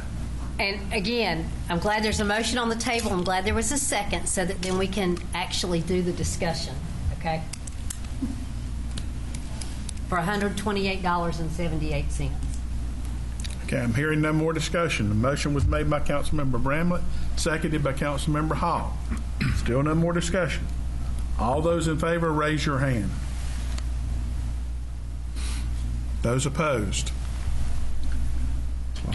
Looks like it's 3-2.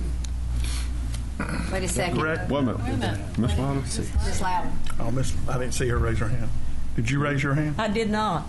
Okay, which way are you voting?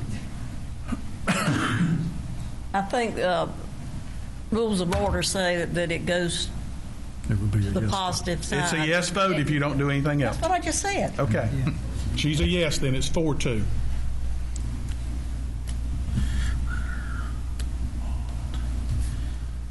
That's it, isn't it? That's it. All right. Thank you. Thank you. Yep.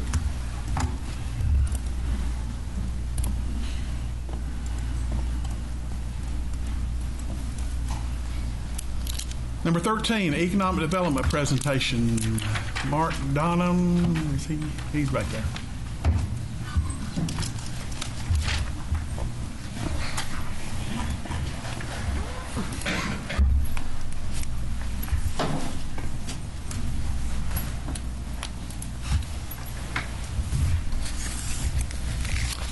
Oh, we haven't Miss All Hughes right. come back. Thank you, sir.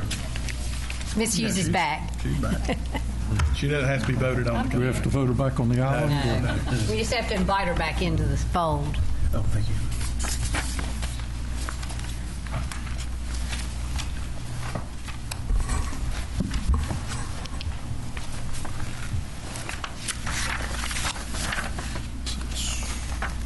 That's all right. I'll share with Michael. I'll share with Michael. You have enough or not? Do one more if you got it.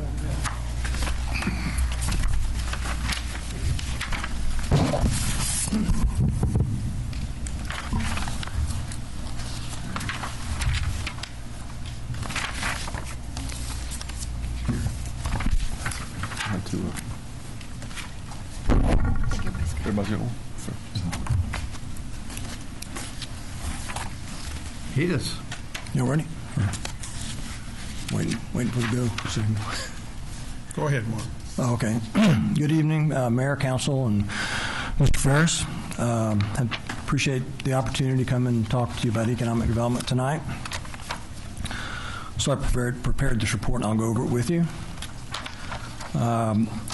Much of the local governments do what most of the local governments do in North Carolina for economic development is accomplished through the Local Economic Development Act, authorized by North Carolina General Statutes 158-7.1.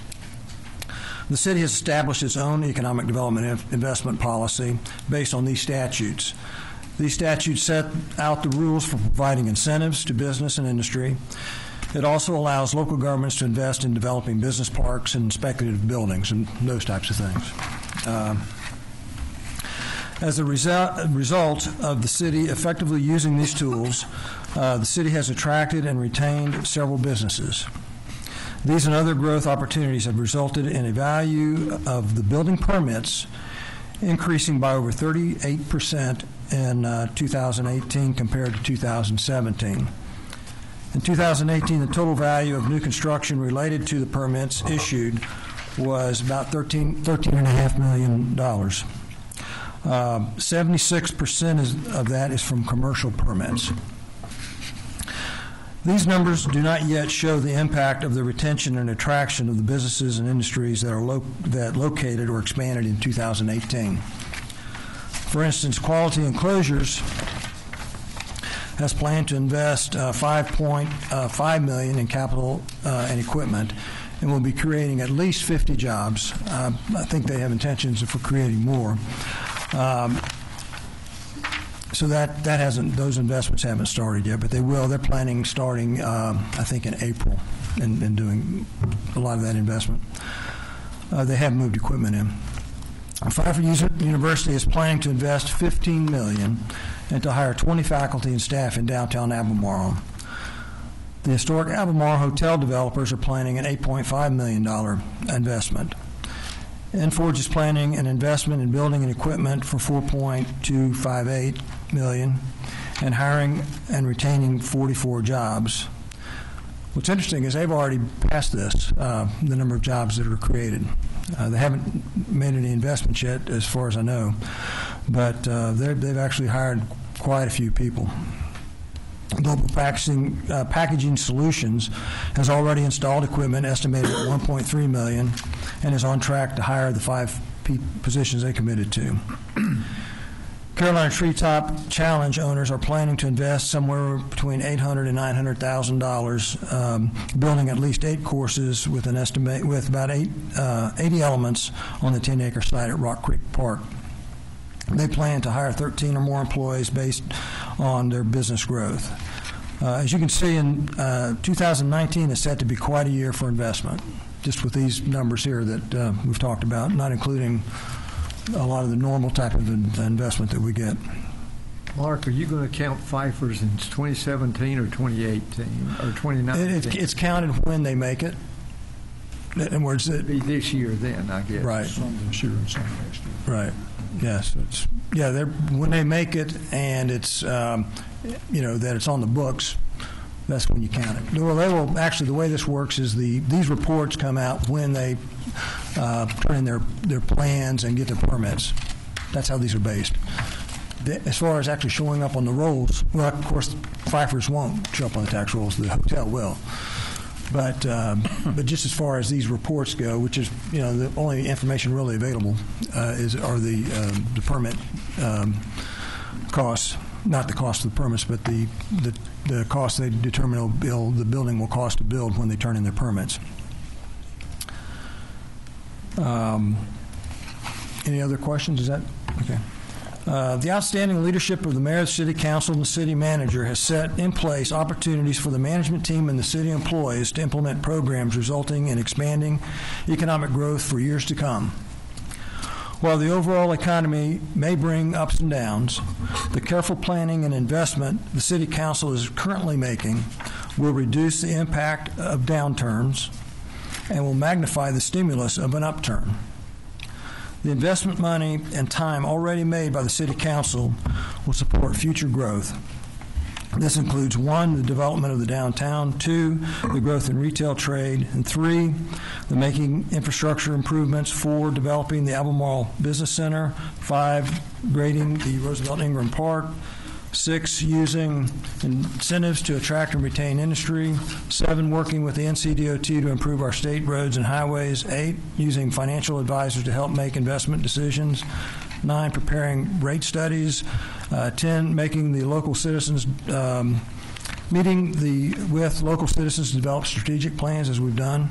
marketing and using the city's new brand, creating and implementing the plans developed by the Economic Development and Business task forces that we had, and by economic development and planning staff that you have in place.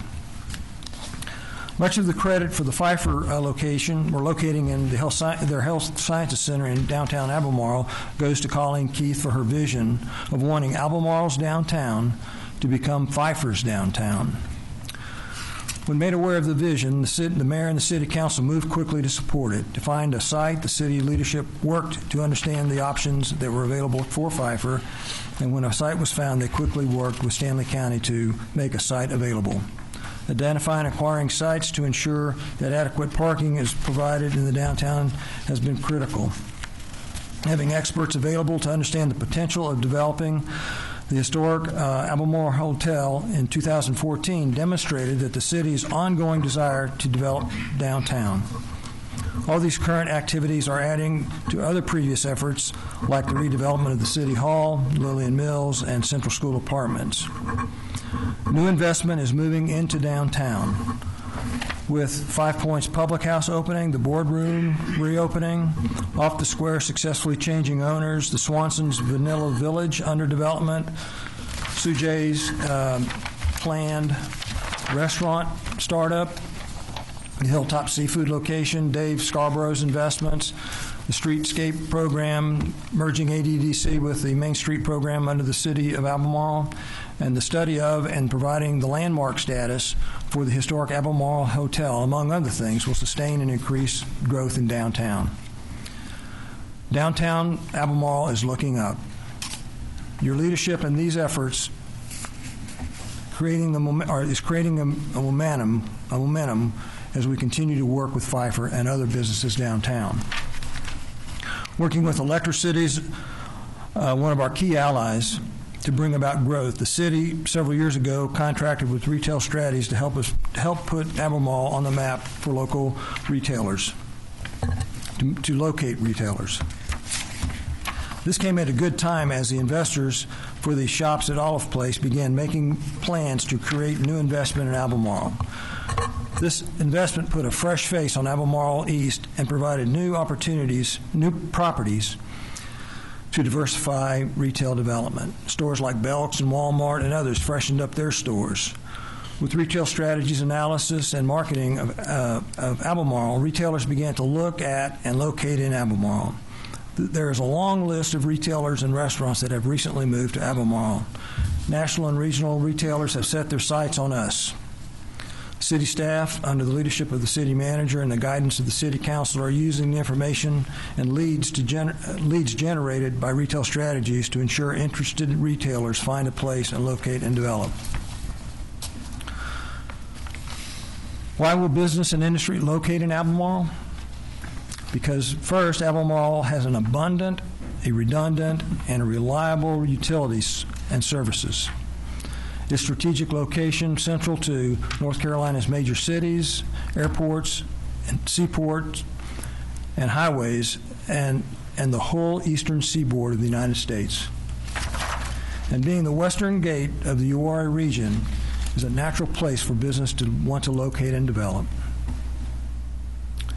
The city provides electricity, water, sewer, solid waste disposal, police protection, fire protection, parks and recreation, planning and zoning, roads maintenance, public housing, and economic development services. The city is wisely investing money for the sale to Concord and Kannapolis, selling of water, and has retained revenues from electric sales to build and improve our important water, sewer, and electric utilities. This includes major investment in the US 52 water plant, adding the central electrical delivery point, and repairing and replacing water and sewer lines.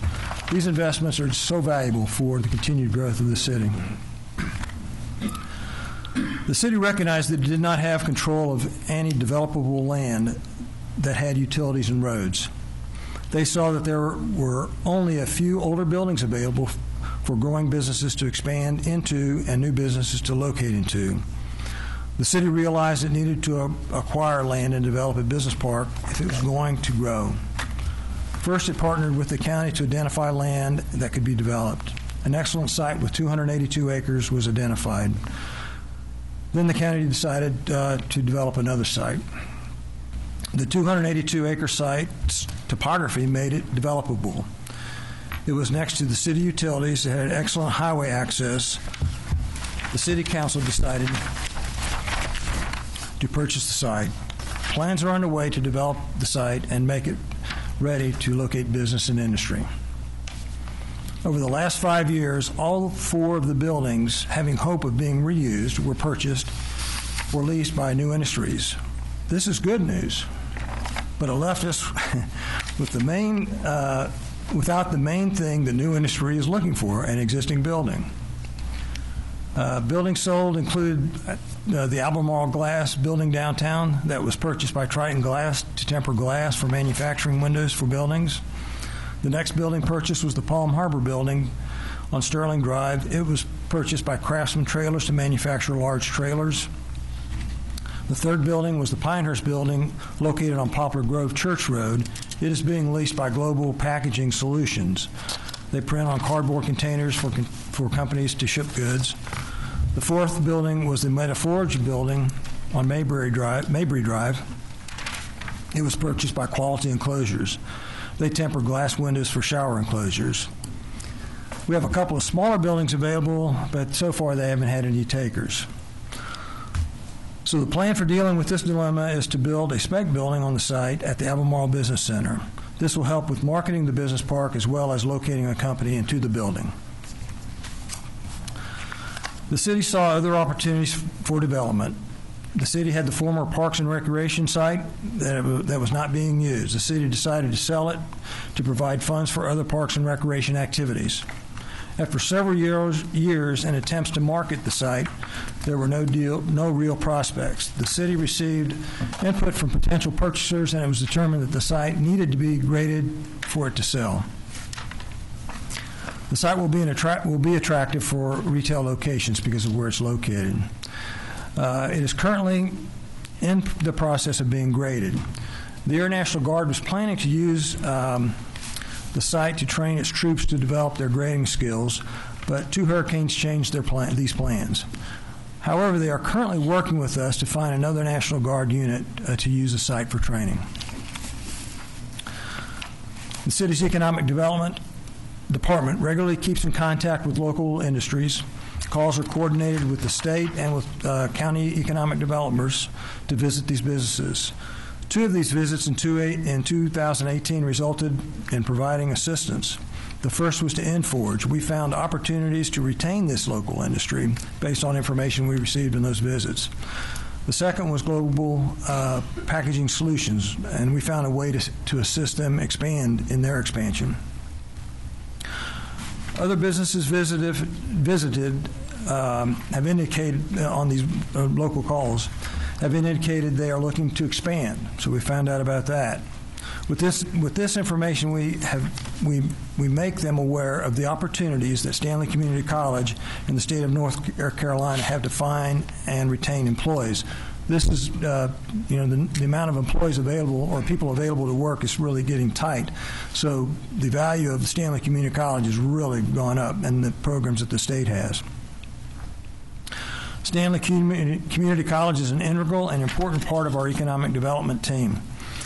Also, we found out that Monarch was celebrating 60 years of business in Albemarle.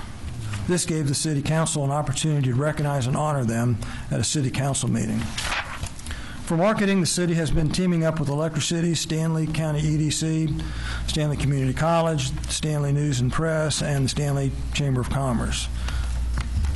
This involved advertising in the Charlotte, USA Economic Development magazine, placing a multi-page insert so far twice in the Charlotte Business Journal, advertising in the Albemarle Community magazine, and Stanley Chamber of Commerce membership directory. I'm currently working with Electricities on marketing material in preparation to attend an outdoor retail trade show that attracts manufacturers of outdoor sporting equipment and retail businesses. We will be calling on qualified prospects in the Denver area. That's one of the things that Electricities will be doing, will be qualifying prospects in advance to call on. For our development of the Albemarle Business Center, we will target manufacturers of plastic products, equipment manufacturers for automotive and aerospace, other fabricated metal products, food processing, including microbreweries and food products. We will work to attract medical device manufacturers and distributors. One key tool we will use is Stanley Community College Training Program. Thank you for allowing me to come and present this here tonight. If you have any questions, I'll be glad to answer them. Council have questions? No, thank you for that. Thank you. One question, Mark. Since the county have contracted with that, you know how we contract with Retail Strategies for retail recruitment. Right. The county contracted with ROI or something of that nature for industrial type places. Right. Have you seen an increase at all in the leads or people wanting to see the area as a result of that? If I understand it, I'm not sure what the timing of that is. The contract that they have, I'm not sure if it's been implemented yet. It may have been. So we probably won't see any results from that until that contract is, they identify the industries, and then they set up the calls, and then they actually go and make the calls. And then that's when they'll start getting some interest in finding out if there actually is some companies that are interested in locating here. So I'm not sure just if that's been out there long enough. Because they do not have an EDC director and are not going to hire one, as I understand it. I think they are going to hire one, if I'm not mistaken. Because I understood they were not going to hire it. They were going to depend on this company to be the lead. Maybe I was wrong. I was told by a commissioner that they plan on doing some interviewing in the next week or two. Very good. Had they been doing that? Okay. Thank you, Mark. Thank you, Mark. Very good. Very good. Number 14, Ordinance 1902, to consider various amendments to the fiscal year 18-19 budget. You have several amendments. Council, have any questions? Sure. With regards to the transfer for the police department, which is listed at 238,250 on the ordinance, the number on the edifice information. Good for you, Martha. It's 370 or so. Well, is actually, okay, this is 238,250, and it shows 233,165 on this sheet that we've been given, which is a difference of $5,085. I'm just trying to get in my head what. We were transferring the full amount of the principal and interest that we had initially planned over to that project because there's some other costs involved as well. We don't have any money in there. We have budgeted figures, but we don't have any money, and we're paying architects. Okay. We're paying other fees as well. And we see you've got a last statement in the paragraph of your reason. That amendment talks about... I know, it's amazing. It's the same... $5,000. That's exactly right. Yeah, but that's nothing to do has with nothing it. to do with that. Interesting that it was Yes, the same it is. Good catch. But that makes, I just was like, okay, I'm just trying to balance my numbers. And with regards to the money for the Parks and Rec, and I don't know if this is the time to ask FEMA, is that something we should talk about later? Or are we hearing anything from FEMA? Let's wait. Let Michael give us a FEMA update at the end. Okay. That was my question on the money part. Okay. Further questions? I'll entertain a motion. So moved. Motion by Councilmember Hughes, second by Councilmember Hall. Further discussion? All those in favor say aye. Aye. Those opposed? Motion carries. Number 15, Ordinance 1903, to amend the police headquarters budget to receive budget funds to the project budget. So moved. Second. Motion by Councilmember Hughes, second by Councilmember Townsend. Further discussion? All those in favor say aye. Aye. Those opposed? Motion carries. Number 16, you consider declaring some real property surplus. This is the property that I mentioned to you out on 2427.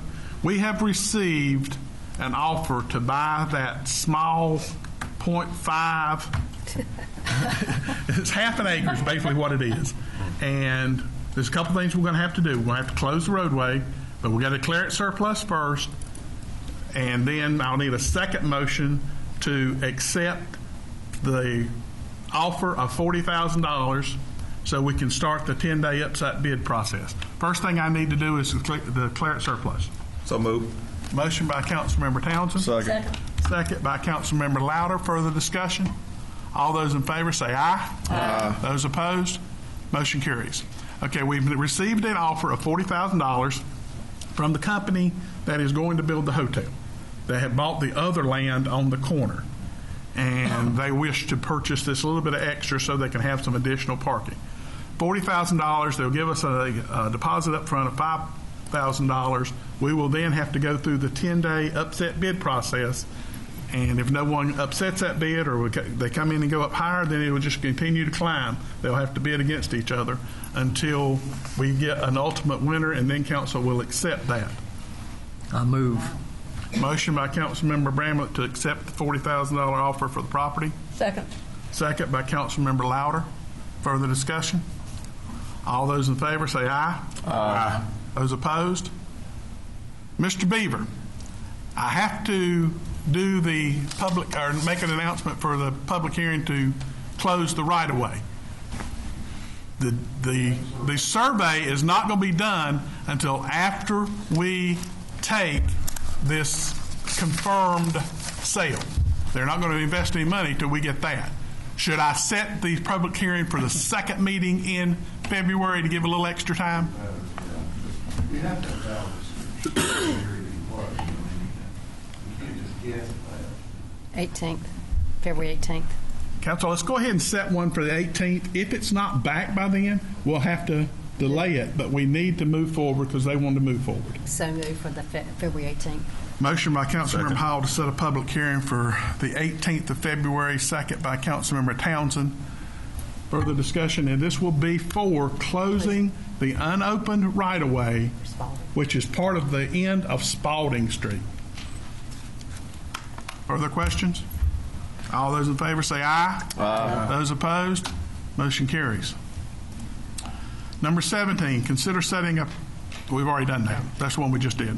Number 18, a resolution to seek local legislation to allow the use of force account labor for the development of the business center.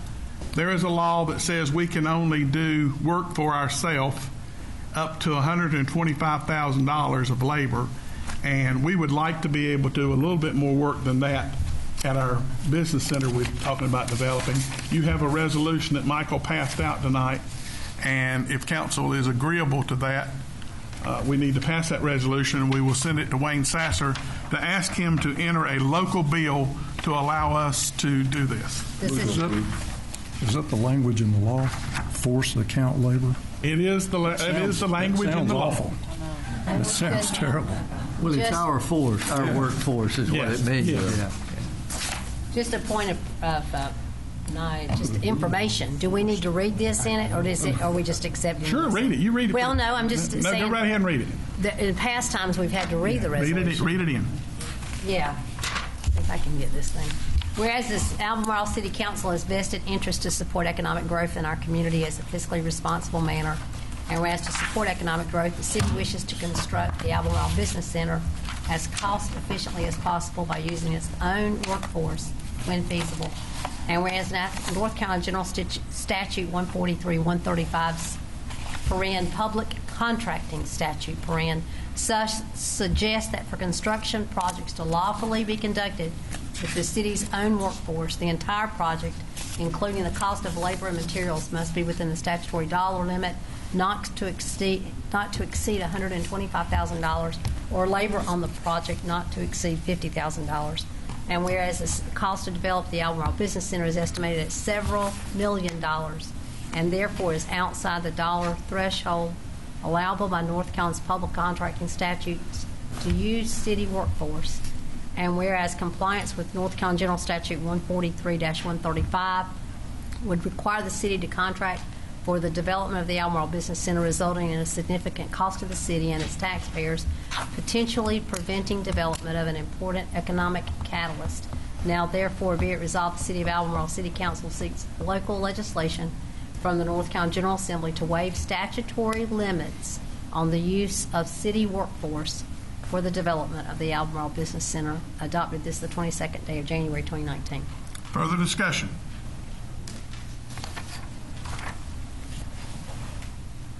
I'll entertain a motion.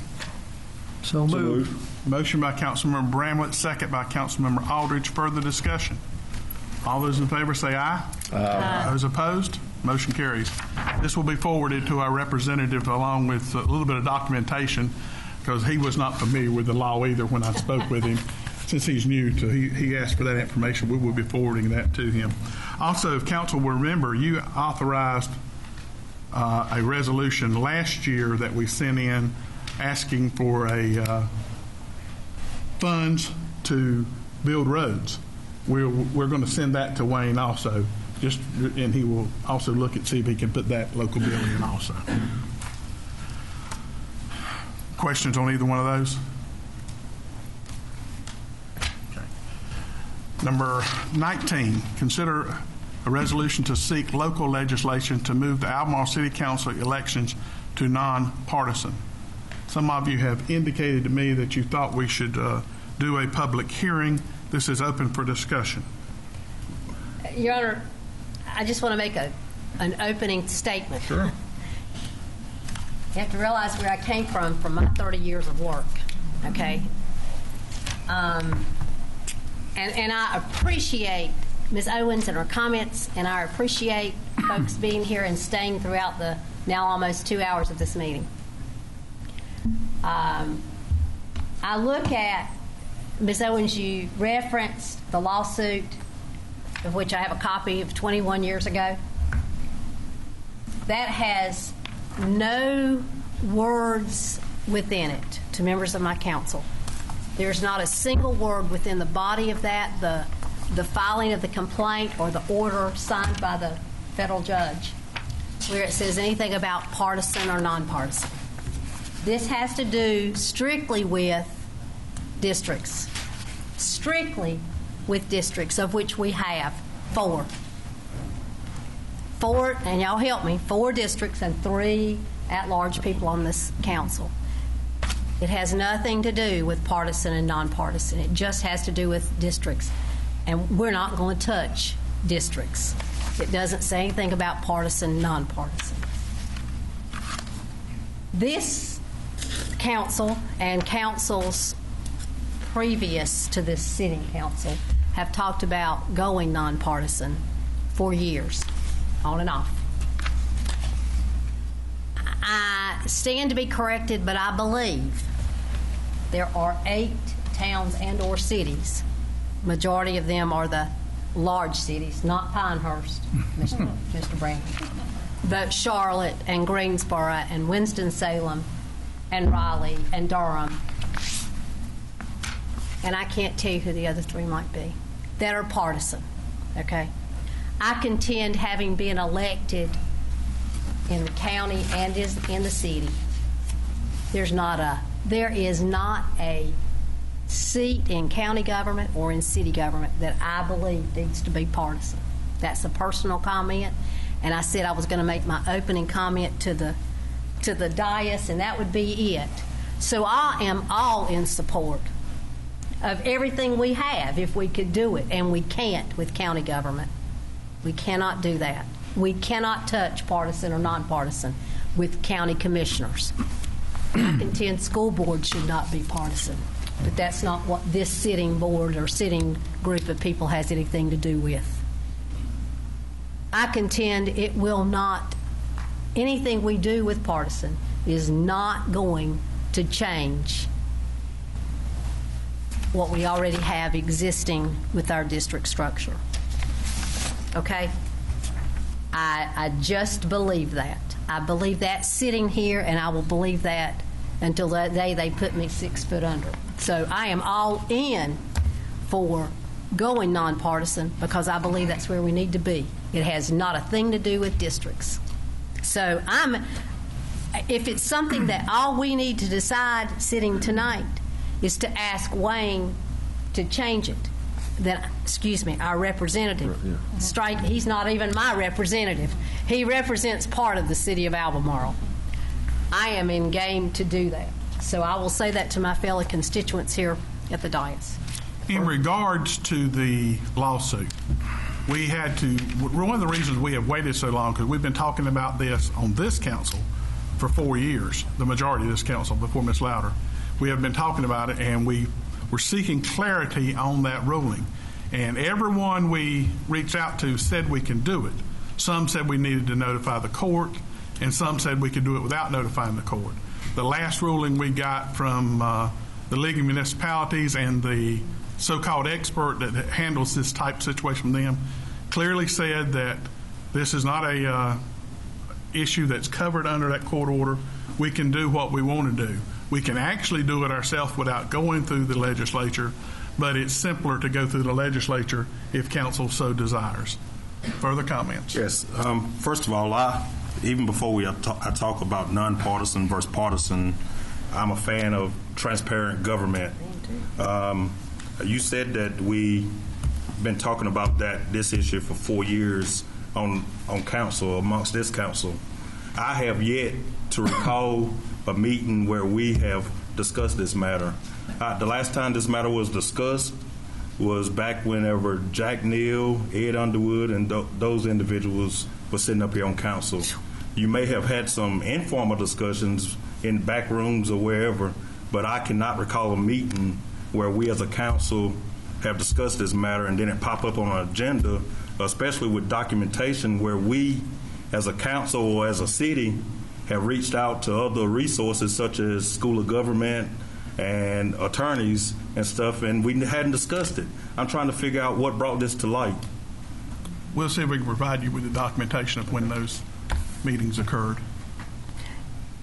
And it's not been an issue before us on an agenda that I remember. No, it has not. But it has been issues that have been talked or been discussed among folks. Okay, and it might have been the last time it was. I don't know. I can't remember.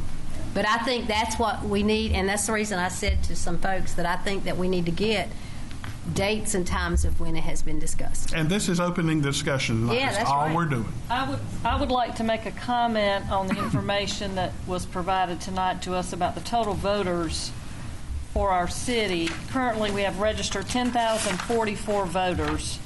Of those 10,044 voters, we have 3,742 registered as Democrat, 3,126 registered as Republican, 3,127 registered as unaffiliated. So based on those numbers, we have a third of the population that votes in the city that is unaffiliated. They cannot run for office unless they go out and obtain signatures to run for office. So, if we go unaffiliated, then it makes those folks an option that they can run for office, because we're eliminating a third of the voters to run based on where we are right now. I've moved to Albemarle 37 years ago.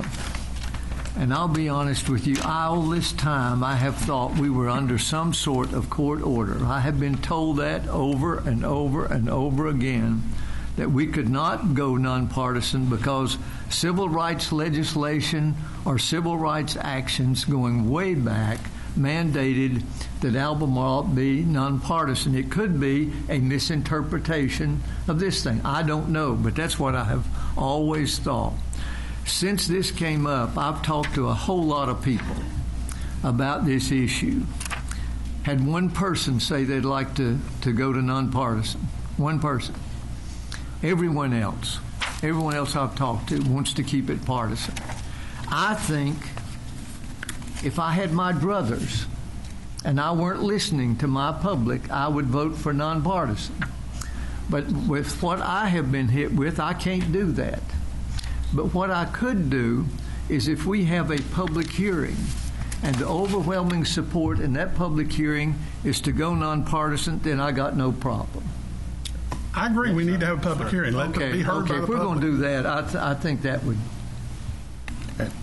Just a point of clarification. Last time we discussed this, the school board at that time was nonpartisan, and since then they've become partisan.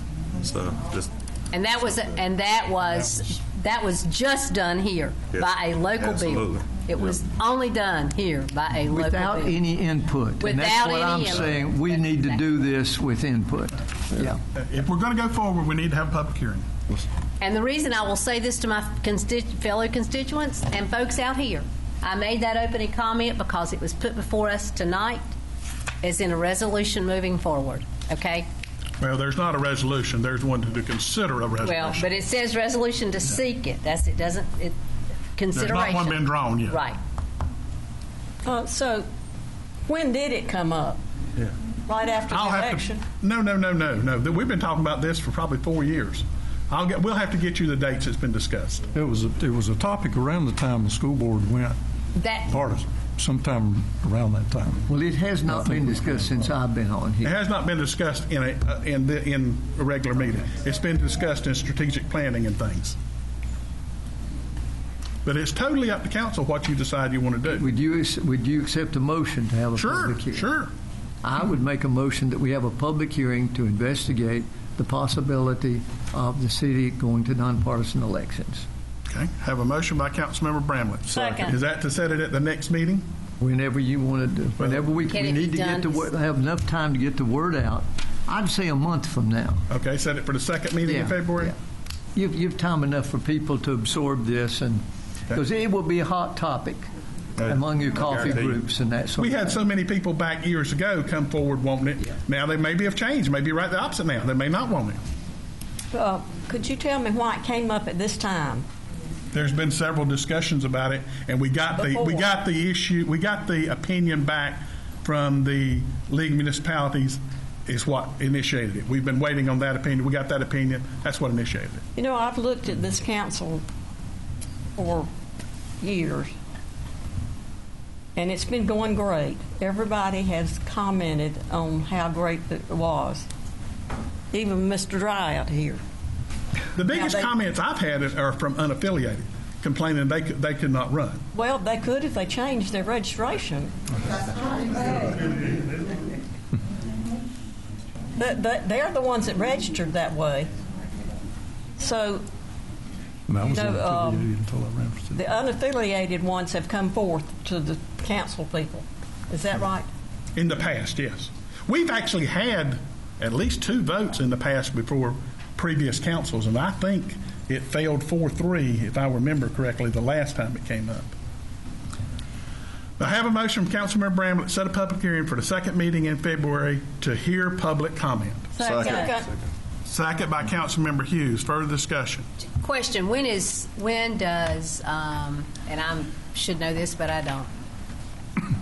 When is closure to the General Assembly for local bills? Has not been established. It's not. None of those rules have been established. Okay. Okay. All in favor, say aye. Aye. Those opposed? We'll hear from the public at the second meeting in February to see how they feel. Hey, could we get information on how many of you are that are not? Yes. And where they are. And sure. All that.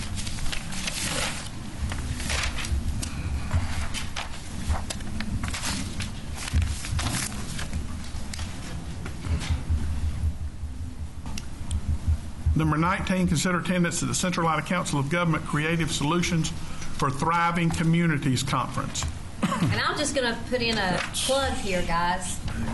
The man that is speaking this year is a guy that spoke, I don't think it was last year, it might have been 2 years ago, but his theme is Love Where You Live. And he is phenomenal. I would suggest that as many folks as could go, it will be well worth the time that's there. And I'm not sure if Nikki went to the one before or not. I know that when Christina was here, Christina went, and I guess that was maybe 2 years ago. But it was phenomenal, and if you kick it, the day before, from 9 until noon, the day before, he is doing a pre-conference workshop. But this guy is great. A lot of what he will talk about is stuff that we have in our downtown streetscape and how different towns and cities, even smaller than us, have brought things to life. So would just say I would hope that we could have some folks go.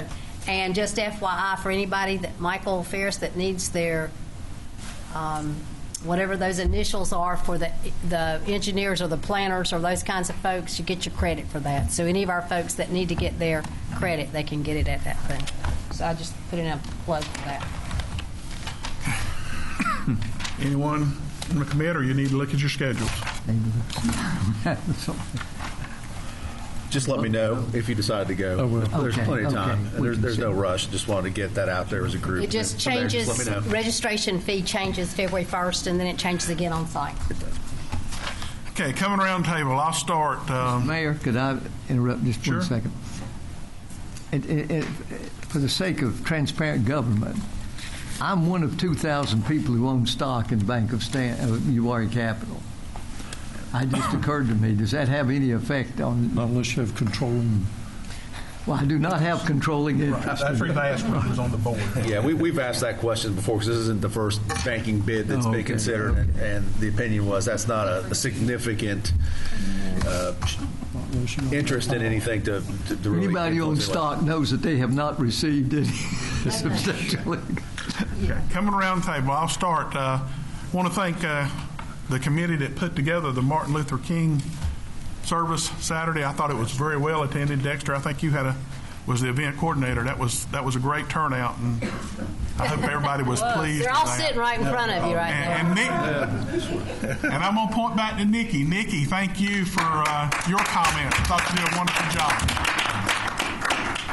I also want to say thank you to whoever put together the Women's March. It was very well attended. I was pleased to see that day. Thank you. Is our public housing director back there? Yeah, he's right there. How about coming forward? Good, because I got a question. I don't want any surprises for council, so we've all been hearing about what the money situation is going to be with HUD. Briefly comment on that. Yes. Right now, at the time, they have provided us with funds for January and February. We haven't heard word that we wouldn't be receiving any funding going forward here on out. We do know that part of the HUD budget has been approved, and so therefore we should be receiving our funding. The only effect right now that we're hearing is that the workers are working or either on furlough, or there are some that are there to approve the appropriations of funds. So right now at the time, we don't expect to not receive any of our funding. So you think we're okay? Yes, sir.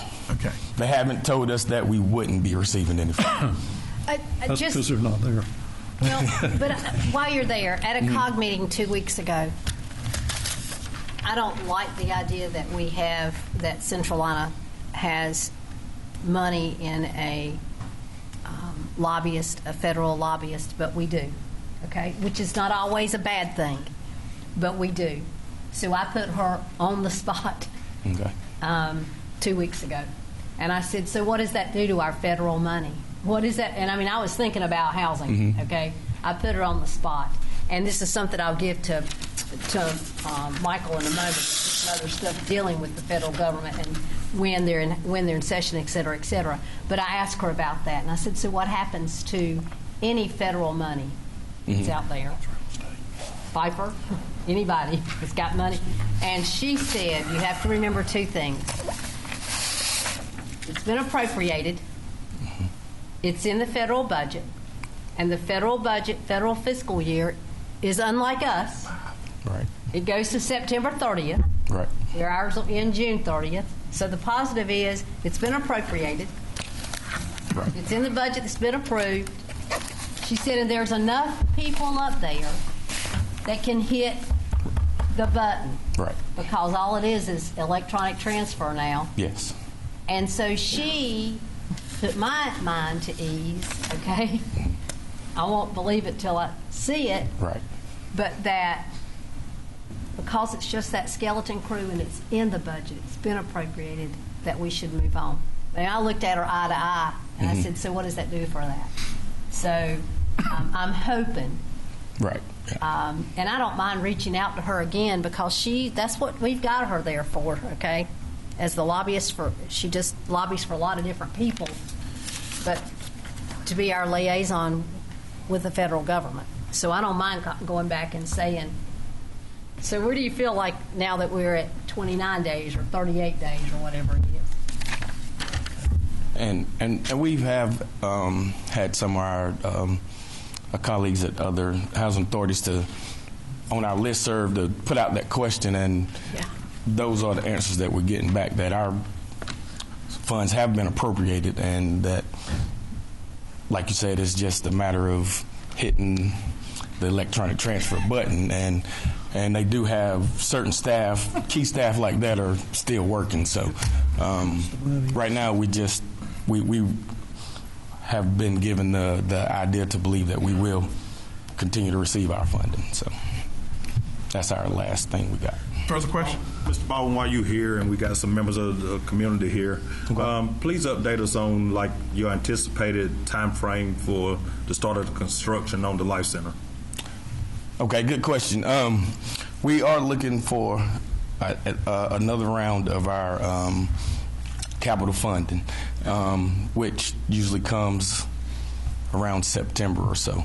Once we get that, we'll be able to know that we have enough funds within to actually start the project. But we do have a meeting set up with Mr. Stogner, who's our architect and engineer, to begin talking about what we're looking for in the building, what we'll need the building to do.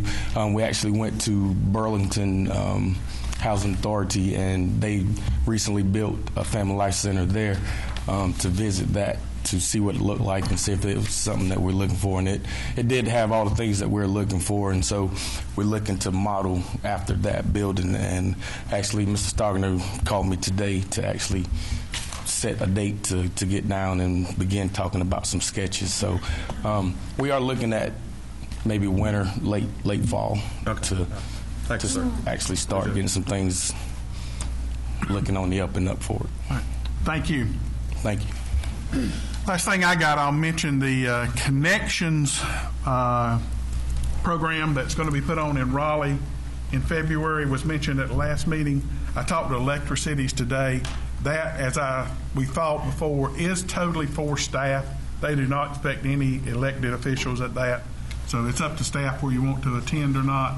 I will tell you that they are past the number that they were expecting, but they still have room if any of the staff wants to go. But the motel is sold out. You will have to go to another motel.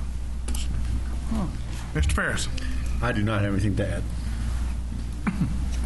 Mr. Pound. Just a few things. I think all council members got an email from East Albemarle Elementary School about their reading program on February 1st, where they want us to come and read books to them. And then one other thing that I would like, I looked at the Albemarle downtown website today. I know we've been having a lot of discussion about trying to get different things in the new Central School auditorium. They got a icon on their website for venues, I guess, in the downtown area. We need to add the Central School auditorium to that Albemarle downtown, just as a link so that people can access that information. That's it for now. Okay. We'll come back to Mr. Ferris. He was going to give us a quick FEMA update. Good. Or if you want to turn that to Jacob, we'll pull Jacob up here. Is he still here? He's still hiding over here. There he is. Hiding in the front row almost. Jacob, would you like to come provide an update? Jacob has actually, we haven't been declared a federal disaster area, fortunately, since 2001. I did the work for 4 federal disaster declarations up to that point. And at this point, Jacob's handling the reimbursement paperwork, which involves a lot of coordination with all of our departments about their operations, how they responded, damage, FEMA eligibility. And I can tell you, FEMA's rules have not gotten any easier or lessened since that point. So probably this one project is going to be as complicated as the 4 I had to do. So Jacob has really worked hard to get us keep us moving on this project and dealing with FEMA and done a good job of coordinating and organizing. But I'll let him tell you the specifics of the timing and where we are with our project. So where we're at right now with the timing is we have just finished the first pass of what FEMA is calling the damage import template. We have broken out all costs associated with Florence across all departments into specific projects that are by FEMA categories. And I've sent that to our FEMA rep as of this afternoon. He's going to take a first look at it to let us know what he thinks, and probably by next week we should be ready to get that rolling and get that submitted. And what that's going to do for us is now they're going to schedule the site inspections. The only department that's going to really affect is Parks and Rec. So they're going to come out and do the site inspections to survey the damage and weigh in on any mitigation factors that they think we might could apply towards the grant. And from there, we're just going to be trying to get to the steps of getting funded. So the federal government will fund the state, and it'll be up to the state to decide when we get funded. I've asked the question to try to get a tentative idea of, when can we expect funds, and I don't know. We don't really have an answer. I've been told that it's up to the state. What I do know is that for the projects that we have broken out, say things like debris removal, that's 100% complete across the board. They will fund projects specifically that are already completed, so we'll be getting funded probably in stages. Thank you. If I understand, with this federal shutdown, some of that money is not coming down from the feds to the states, so that may slow it down even more. That's true. Okay. Lisa, we approved night fixing the field. Do you have a time frame on that? Your fencing, your bases, all that? It's down. I can tell that. It's all down. The old one's down. Yeah. See if she's got a time frame on getting it back together. Grading is supposed to begin this week, and then once grading and irrigation are working together to coordinate their timelines. Still waiting on bids to come in for fencing. We are making some adjustments to move some teams, and have found out other teams are going to play other places. So we're not going to rush as much as we were at first. So the high school has made some arrangements, or we are working with the high school. They're our first probably use for the year? Yes. Okay. In like 2 weeks. Are we able to use a local company to do the grading? Yes. Yes, ma'am. Moore's Grading got the bid for that. Okay, good. Thank you. Thank you, Jacob. And I will just add one more thing about the damage template.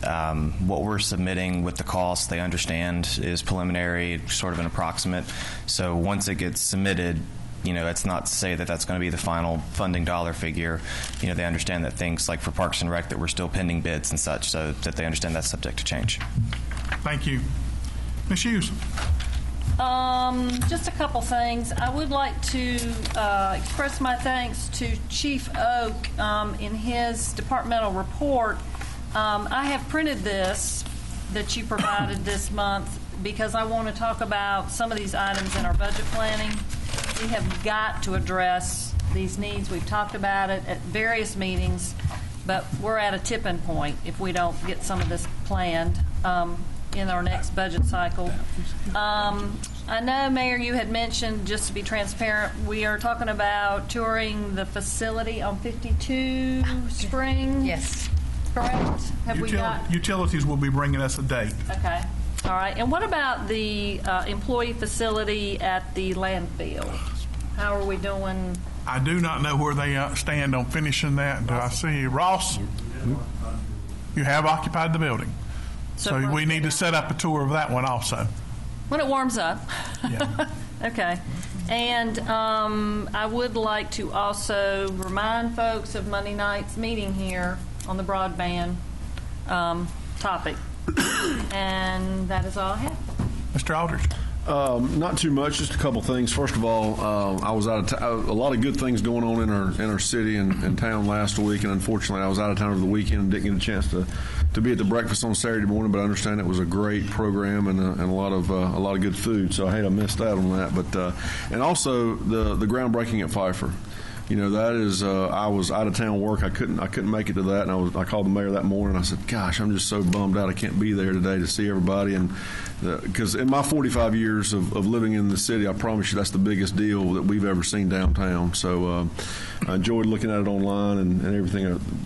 Great attendance down there. But so those are two good events that happened in our city over the week. And also, last but certainly not least, the Stanley News and Press. I wanted to commend them. They did a commentary. I don't remember which edition it was, but it was talking about the importance of city and county working together, and it talked about the momentum that we as a city have right now.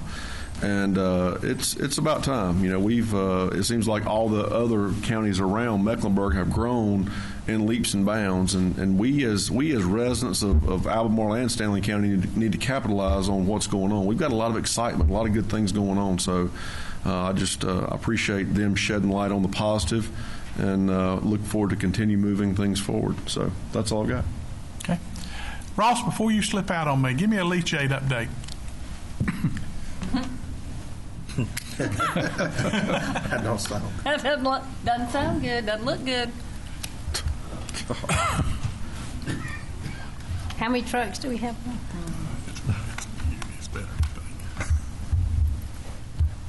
I'm excited to announce that we turned it on last week. There are some kinks in the system. We're working out some bugs with the computer, but the force main is up and running. So, still hauling. Knock on wood. We are still hauling just to cover our bases because we're on a limited schedule with the way the pumps are running right now. But it is up and running. The system's holding, and obviously we still have some punch list items to take care of, but we are pumping. So it's good news. Thank you. You owe him a cup of coffee for giving you the opportunity to smirk.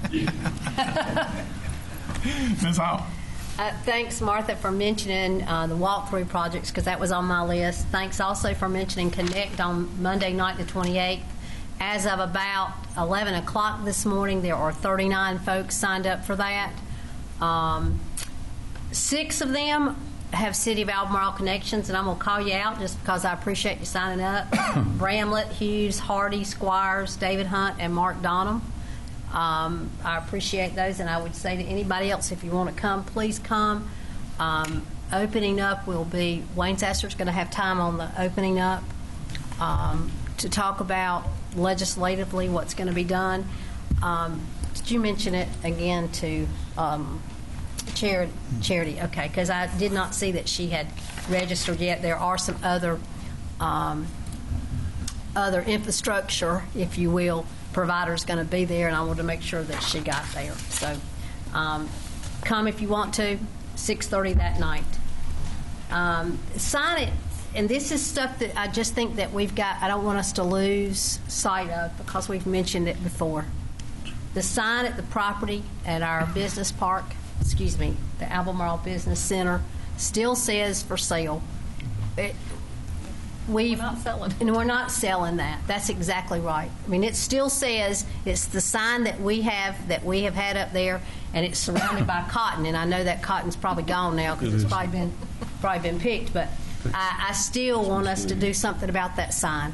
What do you want to clarify it? Because it is for sale. Not the different pieces of property in there are for sale. I think it is for sale, but not 283 acres, and it needs sites available. Site. Something, I just think it looks like a piece of land. Right, bid come in. I've had multiple people ask me about it too. And I mean, what is this? If y'all bought it, why is it for sale? Right. So I just think that we need to be, and again, keep it simple.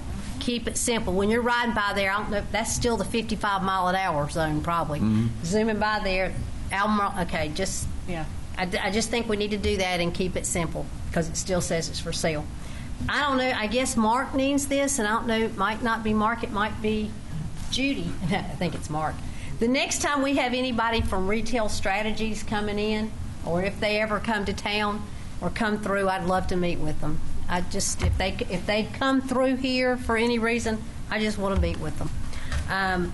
There was an Electric Cities meeting today. Is it today? Everything's still okay there. Nothing I can talk about. That's right. That's what I thought. It's all closed. Back to Central Auditorium, I saw in the monthly report. There's some things scheduled, but nothing during January and nothing during February. So I still want folks to realize that we've got that facility out there, and we still need to be using it. Did get this from Electric City today, and everybody should have gotten it. It mentions Albemarle, and it mentions the airport, and what a wealth of how that is just such a piece of gold to us as our airport, and about what's about to happen out there. So, and I think that's it. Mr. Whitley. I just had a couple things, and Martha Hughes took them all. So, I did want to mention also the MLK breakfast. I've been to several of them since I've been on council, and that was the best one yet. It was good to turn around and see the whole room full. So that was great. Just wanted to also comment on the fire report, on the departmental reports, and the overdoses being down again for December. And I honestly think that's because of some of the initiatives that have been going on, some of the meetings, some of the people that are involved, Jennifer Layton at the health department, and all the other people that have been meeting, because I think just the conversation will help. Just bringing attention to it may be helping. It's not hurting. So, I hope everybody involved with that will continue to do that. And I mentioned the landfill. I wanted to see the building down there too. The other thing, and this is not probably the place for this right now, I mentioned it to Michael the other day. I've been noticing it more. It's getting worse. The litter around the city. I don't know if I've been paying more attention or what. I would love for us to have another discussion. We started a couple of years ago, and we had one big day, and it didn't really go further. I'd like for us to talk about that and see. I know we got tons of stuff on our plate right now, but just see what some other cities are doing, if there's anything we can do, whatever we can do to help that. But maybe one of our work sessions or something, we throw that on the table. Sure. That's it. Mr. Brown. As regards litter, I would invite any of you to come join my wife and me out on 2427 regularly as we pick up trash. Mayor Michael, thank you for making reference to me and the Pfeiffer effect at the groundbreaking. Since that time, a thought has been relayed to me by Jeff Morris, and I told him that when I told this, I would give him credit for coming up with this. But there is an extension of the Pfeiffer effect that I had never thought of, and I'm not sure anybody else had either. But it is this. Pfeiffer students in Meisenheimer go to Salisbury and Concord. Jeff was saying that when that thing gets going down here, and the little restaurants and all the amenities that relate to making our eastern part of the city, downtown, an academic village, he says we will draw those Meisenheimer students down here for their entertainment and shopping and that sort of thing that we have never been able to plug into up to this time. So that's an element that I don't think we had thought of, but is going to be a major factor, and I did tell him I would give him credit for that anytime I said it. Thank you very much. Thank you. Ms. Louder. Well, I was too surprised as my fellow member down there about all this thinking about going nonpartisan. I've never heard anything about it in Republican meetings, and apparently he hadn't either. I don't see all of y'all in political meetings. You try to react, I think, nonpartisan already. But we are still partisan, and we want to stay that way.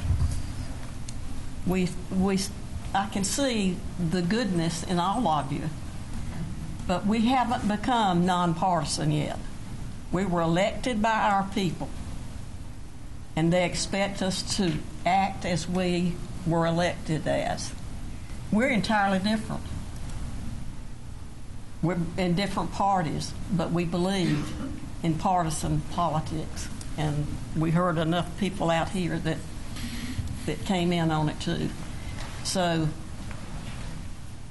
I know it's not comfortable to hear that, and you don't like me talking that, but it's true. And we'll just see how it turns out in our public. And this public hearing can put it to bed one way or the other, so we can get it over with. And when is it? It's too soon. Second meeting in February. Second meeting in February.